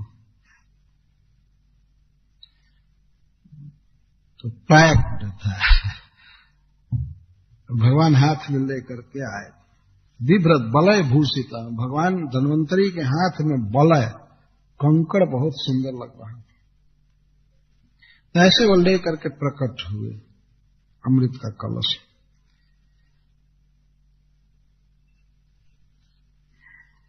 मैं आगे बढ़ गया था। पीतवासा मोहरस का, तो वह पुरुष पीत वस्त्र पहना था और उसका वक्षस्थल बहुत विशाल था। सुमृष्ट मणि कुंडला, उसके कानों में कुंडल झलमल कर रहे थे और कुंडल बड़े ही मांझे हुए थे, साफ किए हुए चमक रहे। सुस्निग्ध कुंचित केशांत, उसके केस कुंचित थे। कहाँ? अंत में। केश लंबे लंबे थे और केश का अंतिम भाग जो था वो कुंचित था, घुंघराला बन गया। शुभगा, वो पुरुष बहुत सुंदर था। सिंह विक्रमा, और जब चल रहा था समुद्र के ऊपर तो सिंह जैसी मस्त चाल से चल रहा था। सिंह है कुत्ता से ठीक भिन्न गति से चलता है। कुत्ता बहुत जल्दी जल्दी जल्दी जल्दी चलता है। कुत्ते का स्वभाव है धीरे धीरे नहीं चलता। थोड़ा दूर पर भी जाना होता है तो कुत्ता दौड़ करके चलता है। बहुत जल्दी लगता है कि कौन ऑफिस अटेंड करेगा, क्या कमाएगा। तो इतना कुत्ता दौड़ता है, काम करता है, लेकिन फिर भी अपने लिए कॉपीन तक, अंडरवियर तक नहीं जुटा पाता। एक कवि ने कहा है संस्कृत में, माँ धाव, दौड़ो मत, दौड़ने से कुछ नहीं होगा। अगर इधर उधर दौड़ने से, धावन करने से मनुष्य को कुछ मिल जाता तो सबसे ज्यादा तो कुत्ता दौड़ता है, उसको क्यों नहीं मिल जाता। दिन भर जिंदगी भर दौड़ता रहता है और अंग ढकने के लिए भी कपड़ा और भोजन नहीं मिल पाता। दौड़ने से क्या हो। तो कुत्ता चलता है बहुत जल्दी जल्दी, डरता भी है बहुत। लेकिन सिंह इससे ठीक विपरीत चाल में चलता, मस्त चाल से चलता है। डर का तो कोई प्रश्न ही नहीं, और बहुत आराम से पैर डालता है, मनस्वी होता है, विचार करता है अपने शत्रुओं पर, लेकिन चलता है मस्त चाल से। तो वह पुरुष हाथ में अमृत का कलश लिए हुए मस्त चाल से चल रहा है। अमृता पूर्ण कलशम, अमृत से पूर्ण कलश बिभ्रत लिया था, बलय भूषित, हाथ में कंकड़ थे। मानो महाराज परीक्षित पूछते हैं वो कौन पुरुष थे। तब श्रील सुखदेव गोस्वामी कहते, सवई भगवता साक्षात विष्णु और अंशांश संभव, वह पुरुष साक्षात भगवान विष्णु के अंश से उत्पन्न हुए थे। धन्वंतरी इति ख्यात, जिनका नाम है धन्वंतरी।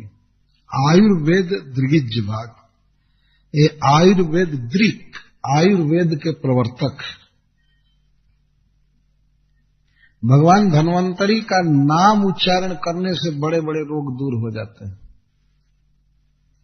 धन्वंतरी धन्वंतरी धन्वंतरी, तो ये आयुर्वेद के प्रवर्तक हैं। आयुर्वेद का अर्थ है कि कैसे सुख से जिएंगे और बहुत लंबी जिंदगी होगी, इस विषय पर भगवान ने अपना विचार व्यक्त किया है, इसको आयुर्वेद कहते हैं।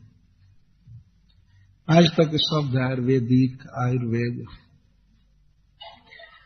तो आयुर्वेद के दृक है अर्थात दृष्टा, फाउंडर, आचार्य, और ईज्य भाग यज्ञ भोक्ता। जब असुरों की दृष्टि पड़ी उस कलश पर, देखिए इनकी बेईमानी। अब यहां से ट्रिक पूरा चालू हो गया खुल करके।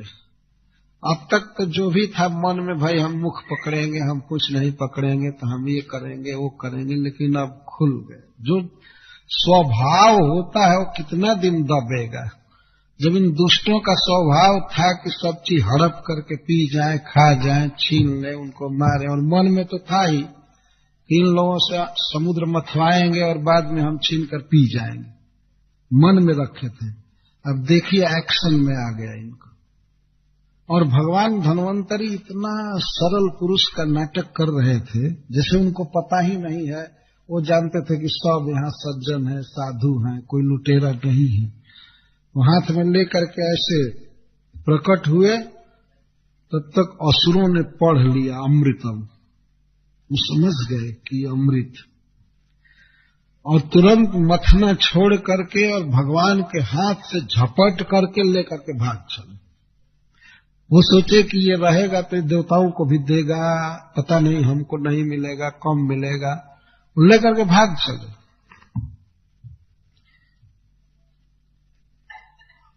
तमालोक क्या असुरा सर्वे कलशम तरसा कलशम चा मृताभृतम लिप्संता सर्व वस्तुनि कलशम तरसा। असुरों के बारे में श्री सुखदेव गोस्वामी कहते हैं कि लिप्संता सर्व वस्तुनि, अमृत पर कितनी उनकी लिप्सा होगी आप जरा सोच सकते हैं, जबकि सारी वस्तुओं को ये लेना चाहते थे। समुद्र मंथन में जितनी वस्तुएं उत्पन्न हुई थी उनमें सबको ये लेना चाहते थे। वो तो भगवान का ट्रिक था कि वो दे दिए देवताओं को, नहीं तो ये सब लेना चाहते थे। और असली वस्तु थी अमृत। तो अमृत को जब देखे तो तम आलोक्य, उसको देखते ही कलशम तरसा आहरण, कलशम तरसा आहरण, तरसा का अर्थ वेग से, जैसे ऐसा लगा कि भगवान धन्वंतरी को इसका पता नहीं था, वे असावधान थे। तरसा आहरण जाकर के जल्दी से छीन लिए, क्योंकि अगर धन्वंतरी यह देख लेते कि छीनने आ रहे हैं तो वो जोर से पकड़ सकते थे तो नहीं छीना जा सकता था। तो इसलिए उनकी दृष्टि बचा करके और तरसा बहुत वेग से झटका पर छीन लिए और छीन करके चले भाग। देखिए अब उचित किया भगवान ने कि इन दुष्टों को अमृत नहीं दिया, मगर ये पिएंगे नहीं, केवल छीन भर लिए हैं। फिर तो धन्वंतरी के हाथ में आएगा ही, मतलब मोहिनी के हाथ में वो आएगा कलश। लेकिन अभी मान रहे थे कि हम अपने बल से, अपनी बुद्धि से, अपने ट्रिक से, अपनी फुर्ती से अब हम पी जाएंगे। तो पी जाओगे वो तो आगे पता चलेगा। लेकर के भाग गए। लिप्संत सर्व वस्तु, सभी वस्तु को इनकी लिप्सा रहती, हम ही भोगे, हम भोगे, हम भोगे, हम भोगे। तरसा आहरण, भाग चले। तो नीयमाने सुर तस्मिन् कलशे मृत भाजने विषर्ण मनसो देवा हरिम शरणमाययुः। अब देवता जब देखे कि असुर लेकर के भाग चले अमृत का कलश, तो ये तो विषर्ण मनस, बहुत उदास हो गए, चेहरा उतर गया देवताओं का। और भगवान अजित वहीं पर थे, उनके शरण में आए, सब बहुत उदास थे, जैसे कोई व्यक्ति भूख से व्याकुल हो काम करके और भोजन के समय में ही भोजन को लेकर भाग जाए। उस तरह से अब देवता एकदम खिन्न हो गए। एक प्रकार से ये मन में कह रहे थे कि हम तो आपके कहने से इतनी मेहनत किए, इतना परिश्रम किए, और ये क्या हो गया।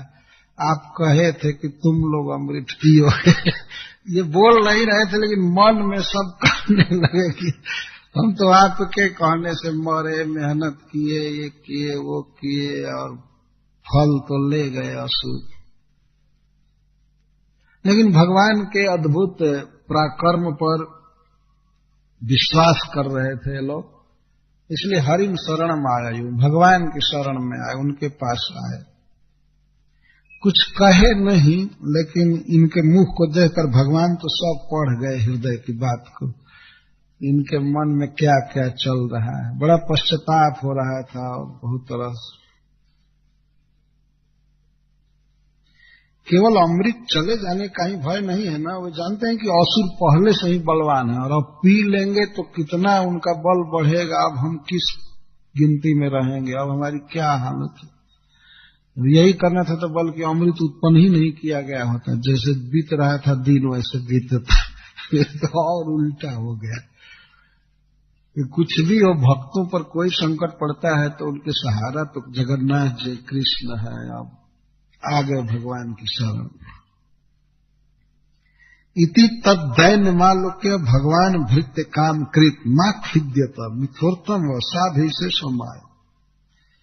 उनके दैन्य को, दीनता को जब भगवान ने देखा, बेचारे बिल्कुल रो रहे थे, केवल आंसू निकलना बाकी रह गया था। बहुत रो रहे थे, खिन्न थे। तो भगवान हंस करके कहे,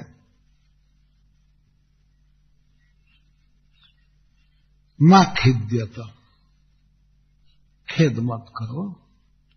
मिथोर्थम वह मिथ अर्थम साधई से, वह साध मिथ, मैं परस्पर में ही तुम्हारा अर्थ साध दूंगा, चिंता मत करो। यह मिथा का अर्थ है कि दैत्यों में ही कलह उत्पन्न करके, और मैं अमृत उनको पीने नहीं दूंगा। वे पिएंगे नहीं, ले भर गए हैं, भोग नहीं पाएंगे, आपस में लड़ेंगे अमृत के लिए। और फिर भगवान ने मन में ऐसा सोचा, कहा कि और इसके बाद जो मैं स्त्री रूप बना करके उनके साथ ट्रिक करूंगा तो फिर अमृत का कलश आएगा तुम्हारे पास। भगवान ने खोलकर कहा नहीं कि मैं स्त्री बनूंगा, लेकिन कहे कि मैं साधिष्यामि, तो वह अर्थ हम तुम्हारा अर्थ, तुम्हारा प्रयोजन में साधित कर दूंगा। तो उनका प्रयोजन क्या था? अमृत पीना। तो भगवान कहे कि मैं अमृत पिला दूंगा, चिंता मत करो। उन लोग आपस में ही लड़ेंगे, पी नहीं पाएंगे। और भगवान मन में सोच लिए कि अब मोहिनी रूप धारण करके, स्त्री का रूप धारण करके उनको मोहित करके तब लूंगा अमृत। वह ऐसे बस में नहीं होंगे। जितने भी विश्व में उच्छृंखल व्यक्ति होते हैं, जो किसी के बस में नहीं हो सकते हैं, वो स्त्री के बस में जरूर हो जाते हैं। भगवान ने उपाय किया। जानते हैं संसार में जितना भी बड़ा बड़ा वंचना, बड़ा बड़ा धोखा दिया गया है, वो स्त्री के द्वारा। भगवान जान गए कि उन असुरों को बस में स्त्री के रूप में किया जा सकता है, इसीलिए अब वो स्त्री रूप बनाने का सोच गए। और अपने भक्तों को कहते हैं, मां खिद्य, तो रो मत, तुम्हारा अर्थ पूरा होगा, अमृत तुमको मिलेगा।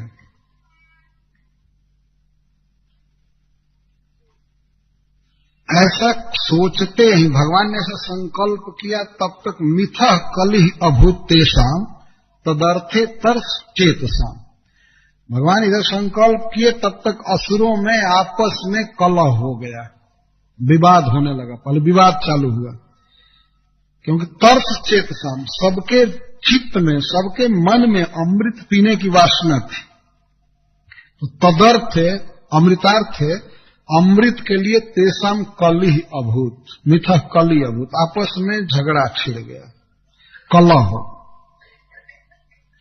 प्रत्येक व्यक्ति यही कहता था, अहम पूर्वम न त्वम इति। तो हे महाराज परीक्षित, जहां देखो वहां बस यही झगड़ा है, अहम पूर्वम, पहले मैं पीऊंगा, अहम पूर्वम।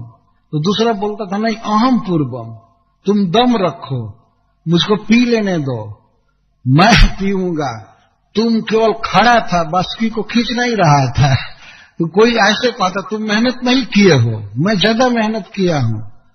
बाप रे बाप, मर गया बासुकी के मुखाग्नि से, मुझको पहले पी लेने दो, मुझको पहले पी लेने दो। वो लोग नहीं जानते थे कि वो अक्षय पात्र है, वो घटने वाला अमृत नहीं था।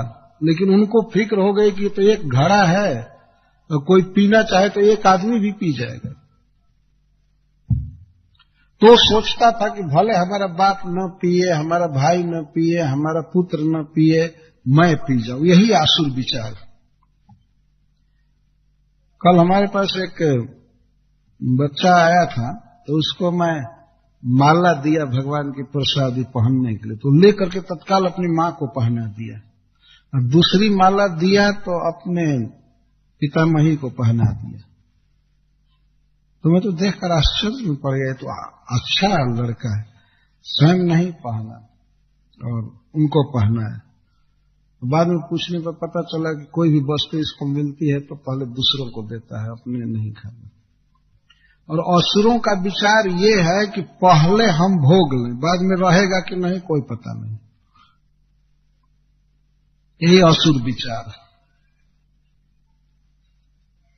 तो भगवान धन्वंतरी अमृत का कलश लेकर आए थे, तो असुरों को तो पहले ये सोचना चाहिए था कि विष्णु भगवान बहुत मदद किए हैं, पहले उनको पिला करके इसके बाद बांट कर पी लेंगे। तो विष्णु को क्या पिलाएंगे, विष्णु के हाथ से छीनकर भाग चले।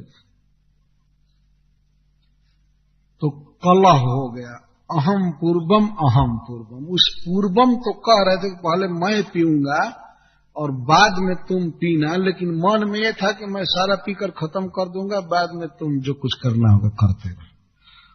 उनका यही विचार, वो जानते थे कि ये घटने वाला है, चलेगा नहीं।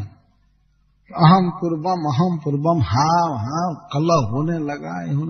और जो बलवान थे वे कमजोर के हाथ से छीन कर भागते थे, पी नहीं पाते थे, केवल छीन कर भागते थे कि हम पिएंगे। ऐसे वो करते होंगे तब तक दूसरा छीन लेता था, हम पिएंगे। वो भाग रहा था तब तक दूसरा कहता था अहम पूर्वम।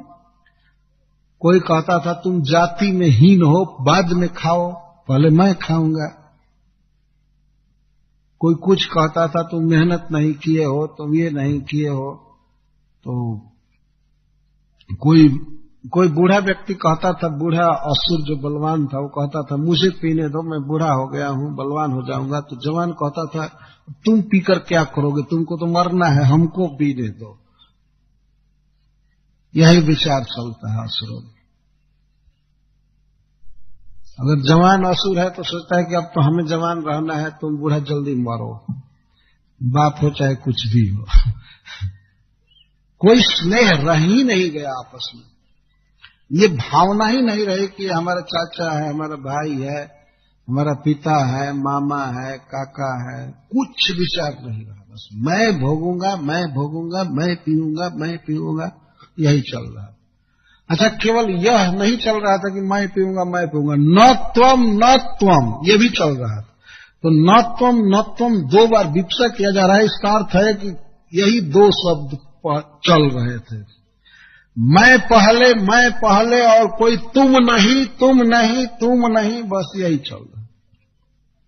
हम पहले छीना झपटी चल रही। और इस तरह से अमृत कलश लुढ़क रहा था हाथों में। इससे सिद्ध होता है कि वो पैक्ड था, नहीं तो कब का छलक कर गिर गया होता। तो पैकिंग नहीं खोलने पाए, केवल एक हाथ से दूसरे हाथ में कलश जा रहा था। और मारपीट होने लगी, केवल विवाद नहीं चल रहा था। तो कुछ लोग आपस में लड़ रहे थे, तो दूसरा छीन करके उधर भागा, तो उधर लड़ाई हो रही थी, उधर युद्ध हो रहा था, इस तरह से भाग रहे थे।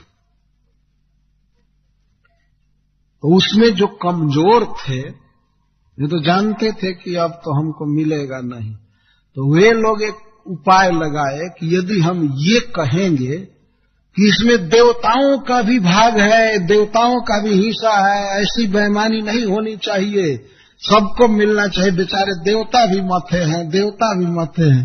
ये सोचे कि देवताओं को मिलेगा तो हम लोगों को मिलेगा, तो इसलिए देवताओं की दुहाई देने लगे और सनातन धर्म की दुहाई दे रहे हैं। ये सनातन धर्म पढ़ा रहे हैं। तो सुखदेव गोस्वामी कहते हैं कि देवा स्वम भागमर्हन्ति ये तुल्यायास हेतवः शत्र जाग इव तस्मिन् एषा धर्म सनातन इति स्वान प्रत्यषेधन वै दैत्या जात मत्सरा दुर्बला प्रबलान राजन गृहीत कलशान। जो प्रबल थे वे तो गृहीत कलश हो जाते थे, बीच बीच में कलश ले लेते थे, और जो दुर्बल थे वे जात मत्सरा, उनको बड़ा मत्सर होता था कि अरे ये पिएगा और मैं नहीं पीऊंगा, ये पिएगा मैं नहीं पीऊंगा। तो ये उपाय क्या लगाए, ये लोग लगे पीछे से नाराबाजी करने, देवताओं का भी हक है, देवताओं का भी हिस्सा है। इस तरह से ये ठीक वैसा जैसे मान लीजिए कोई सत्तारूढ़ पार्टी है, शासन में है, तो जो पराजित हो जाते हैं वे लोग कहते हैं ऐसा नहीं होना चाहिए, ऐसा नहीं होना चाहिए। और जब वे हो जाते हैं सत्तारूढ़ तो दूसरे लोग बोलते हैं ऐसा नहीं होना चाहिए। एक बार बोल रहे थे बनारस में, नारा में सुना था, कोई नेता आए थे और प्रवचन कर रहे थे, भाषण कर रहे थे, तो कुछ लोग नारा बोले, भाषण नहीं राशन दो, नहीं तो अपना आसन दो। ऐसे बोल रहे, भाषण नहीं राशन दो, नहीं तो अपना आसन दो। तो जो कमजोर होते हैं, हार जाते हैं, उनको अब यही सनातन धर्म दिखता है। ऐसा धर्म सनातन। जब छीन कर भागे थे तब सनातन धर्म नहीं देख रहे थे, इनको नहीं मिला तब सनातन धर्म है। यही अव्यय धर्म है, सदा से यही रीति चली आई है। और क्या उदाहरण देते हैं, सत्र जाग। जब कई ब्राह्मण मिल करके यज्ञ करते हैं और समान पूंजी लगाते हैं, समान घी आदि, तो उसमें सबका समान फल होता है स्वर्ग में। अथवा एक बार एक पंडित जी कह रहे थे कि कुछ ब्राह्मण मिल करके यज्ञ करते हैं और यज्ञ में जो बचता है तो उसको समान बांटना चाहिए, लेकिन ये अर्थ नहीं है। स्वर्ग में उनको समान फल मिलता है। तो जैसे सहकारिता पूर्वक कोई यज्ञ करता है जजमान, कई लोग मिल करके, तो उनको बराबर बराबर फल मिलता है। तो इस तरह से देखो भैया, पर्वत लाने में हमारे भाई देवता लगे थे। ये बेचारे सब दलित और उपेक्षित वर्ग हैं, इनको भी मिलना चाहिए। ये सब देवता बेचारे मथने में बहुत भारी मेहनत किए हैं, बहुत भारी मेहनत किए हैं मथने में। ये भी मथे, मथानी लाए, ये किए वो किए, भी विष से जल रहे थे। इनको नहीं मिलेगा तो बड़ा पाप लगेगा, बड़ा पाप लगेगा। इनको मिलना चाहिए, यही सनातन धर्म है। मतलब इनको मिलना चाहिए तो हमको मिलेगा, ये आशय था। और देवताओं के प्रति खास करके बहुत स्नेह नहीं था। इस तरह से वे लोग बोल रहे थे खूब। तो बहुत बड़ा झमेला हो गया, देर तक ही चला। छीना झपटी, छीना झपटी, और पीछे से सनातन धर्म भी।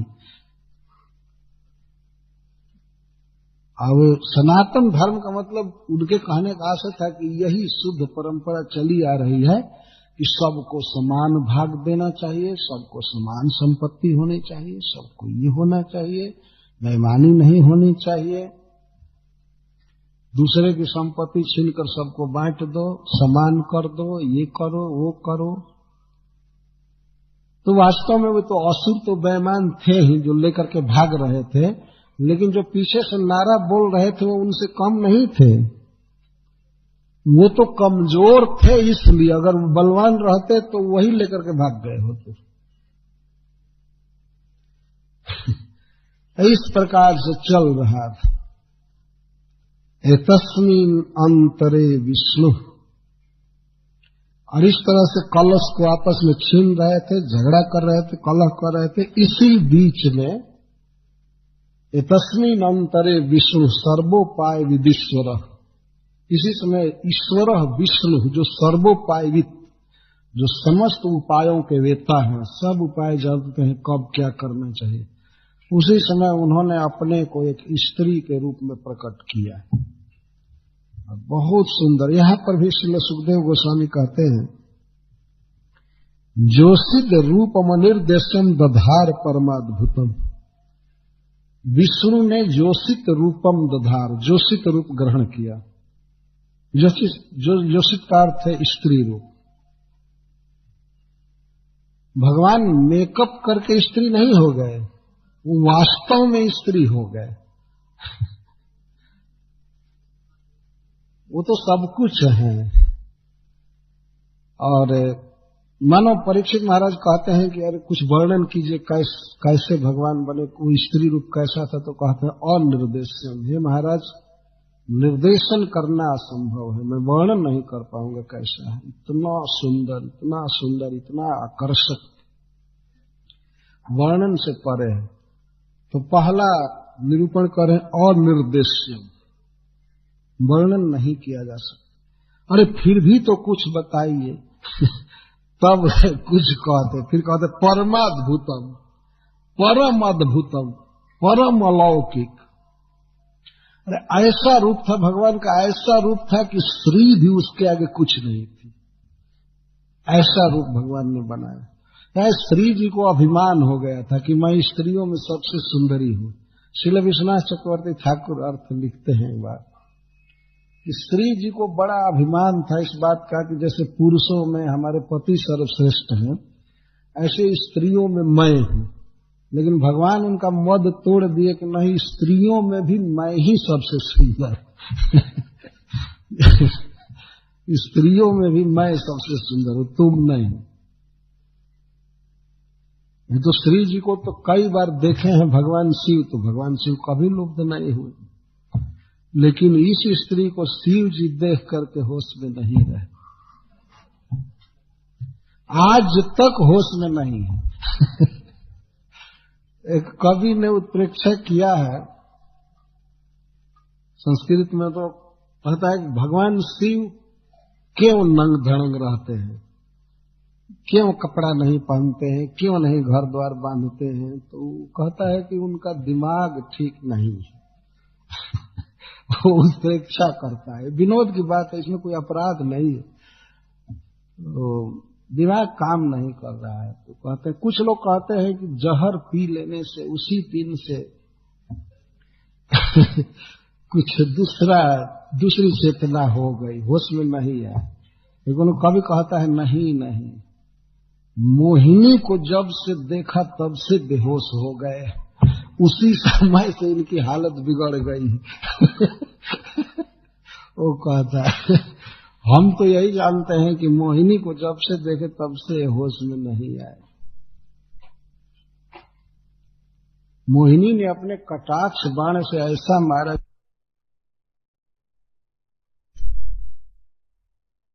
था कि उसके कमर का जो हिस्सा है वो स्तनों में आ गया है, इसीलिए कमर छीड़ हो गया। श्रील सुखदेव गोस्वामी का वर्णन, भगवान का वर्णन किया जा रहा है, भगवान का या भगवती का वर्णन किया जा रहा है, जो भी हो, भगवान के योषित रूप का वर्णन किया जा रहा है। मतलब मध्य प्रदेश क्षीण था, स्तन बड़े बड़े, सुग्रीव कंठ, मुखामोदानुरक्ताली झंकारो द्विग्न लोचनम, और उसके मुख से, पूरे मुखमंडल से और मुख छिद्र से इतना आमोद निकल रहा था, इतना दिव्य गंध निकल रहा था कि उससे भौरे मंडरा रहे थे उसके मुख पर, और इस कारण से उसकी आंखें उद्विग्न थी, वो भौरों से डर रही थी। इस तरह से सुंदरता का वर्णन कर, समस्त शरीर से दिव्य सुगंध निकल रहा था, लेकिन विशेष रूप से मुख से, मुख मोदानुरक्ताली झंकारो दिव्य लोचन, मुख के आमोद में अनुरक्त अली के झंकार से उसकी आंखें चंचल थी, विह्वल, डर रही। सुकपो विभ्रत स्वकेश भारण माला मुत्फुल्ल मल्लिकाम, और उसके केश क्या थे, केश का एक भार ही था उसके ऊपर। श्रील सुखदेव गोस्वामी को कहने में ऐसा लग रहा है कि वो इतनी सुकुमार स्त्री थी कि केश जो बांधी थी सिर पर, तो हमें तो ऐसा लग रहा है कि वजन जैसा उसको अनुभव हो रहा होगा उसको ढोने में, भार ढो रहे, और उस पर मल्लिका के पुष्पों की माला गुथी। इसका अर्थ है कि केश का जूड़ा बनाई थी और उसमें मालिका के पुष्प, मालती के पुष्प की माला पहनी थी। सुग्रीव कंठाभरण, उसके सुंदर कंठ थे और कंठ में हंसली पहनी थी। कंठाभरण सुभुजांगत भूषितम, और बहुत ही सुंदर चूड़ियां, कंकड़ उसके हाथ में थे। बिरजांबर संविता नितंब द्वीप शोभया, और उज्ज्वल बहुत सुंदर साड़ी पहनी थी। यह उज्ज्वल से अर्थ है बीरज, वास्तव में उसकी साड़ी का रंग था नीला, लाल रंग का, लाल रंग की साड़ी पहनी थी, और उसके नितंब द्वीप जैसे थे, और उसके ऊपर सोने की करधनी बेल्ट बांधी थी, और नीचे उसके चरण तो कमल की पंखुड़ी से भी अधिक सुकुमार थे, और उस दोनों चरणों में नूपुर झनझन झनझन कर रहे थे, इधर उधर चल रही थी। ऐसा उसका स्वरूप था कि वह मंद मुस्कान से, लज्जा से युक्त उसकी मुस्कान थी, और मुस्कान से उसकी भौहें विक्षिप्त होती थी, भौहों से देख रही थी। अवलोकन किस पर देख रही थी? दैत्य पतियों पर, विशेष रूप से सामान्य दैत्यों पर नहीं देख रही थी, दैत्य पतियों की तरफ देख रही थी। और दैत्य पति सब आपस में कलह करते हुए जा रहे थे, तो मोहिनी उस पथ से आ रही थी जिस पथ से लोग झगड़ा करते हुए जा रहे थे। तो आ रहे थे तो जो देखे उनके हृदय में काम का प्रवेग बढ़ गया, काम का संचार हो गया, और वे कलह भूल गए, अमृत पीना भूल गए, द्वेष भूल गए, सीधे दौड़े मोहिनी के पास। यहां तक कि जिसके हाथ में अमृत कलश था उस समय, वो भी पी नहीं रहा था, और वो भूल गया अमृत पीना। और मोहिनी को देखने के लिए, उससे बातचीत करने के लिए, और वैसे वो कपट से देख रही थी, जिस पर देखती थी तो उसको ये अनुभव होता था कि बस अब जिंदगी भर हमारे साथ रहेगी, ऐसा वो भाव व्यक्त कर रही थी। तो कोई परिचय नहीं, कुछ नहीं, और सर्वश्रेष्ठ सुंदरी इस तरह से नेत्र से संकेत करे, भौं से इशारा करे, तो स्वाभाविक था उनका उसमें लिप्त हो जाना, अनुरक्त हो जाना। तो वे अमृत पीना भूल गए, आपस का कलह भी भूल गए, सब कुछ भूल गया, वो उसको अनुकूल बनाने की चेष्टा करने लगे। किसी तरह से, हे विधाता, हे इस जगत के ईश्वर, हमारा अहो भाग्य होता कि यदि ये मेरी गृहिणी बन जाती। उन लोग कहते थे हे ईश्वर, ये नहीं जानते थे कि वही ईश्वर ही आ गई, वो ईश्वर ही आ गया। तुम लोग जो अपने को बुद्धिमान समझते हो, उनके भक्तों के हाथ से कलश छीन कर भागे हो, तो पता चल जाएगा। सब जगह व्यक्ति की चातुरी चलती है, लेकिन महामायावी भगवान पर चातुरी नहीं चल सकती है। ये लोग समझ रहे थे कि बहुत बुद्धिमान है, बहुत बुद्धिमान है, अमृत तो मिला ही, और दैव जोग से देखो जीवन में जो सबसे बड़ी उपलब्धि है वो इतनी सुंदरी स्त्री मिल गई।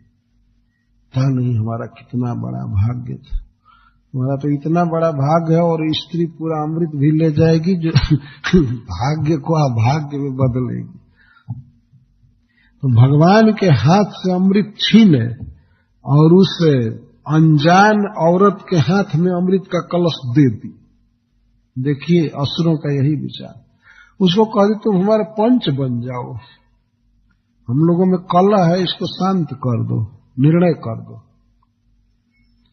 और वो स्त्री कहती है नहीं नहीं, मैं ऐसा काम कभी नहीं की हूं, हमको ये काम मत दीजिए, ऐसा मत कीजिए, वैसा मत कीजिए, मैं तो, आप लोग विश्वास मत कीजिए हम पर। तो और इनका विश्वास बढ़ गया। जस जस तापस कह उदास तस तस निर्पहि उपज विश्वास। जैसे जैसे वो अपनी अनभिज्ञता, अपनी सदोषता, अपना कपट व्यक्त कर रही थी, तो ये लोग वैसे वैसे और विश्वास बढ़ा रहे। अमृत का कलश लेकर के वो बोलती है, ये कथा शाम को आएगी, कि देखिए हमको अनुभव नहीं है सर्विस करने का, किसी के लोटा में ज्यादा गिर जाएगा, किसी को नहीं मिलेगा, तो आप लोग फिर झगड़ा करेंगे, हमको दोष देंगे, इसलिए हमको मत दीजिए, ले लीजिए, आप लोग बांटिए, पीजिए, कुछ कीजिए।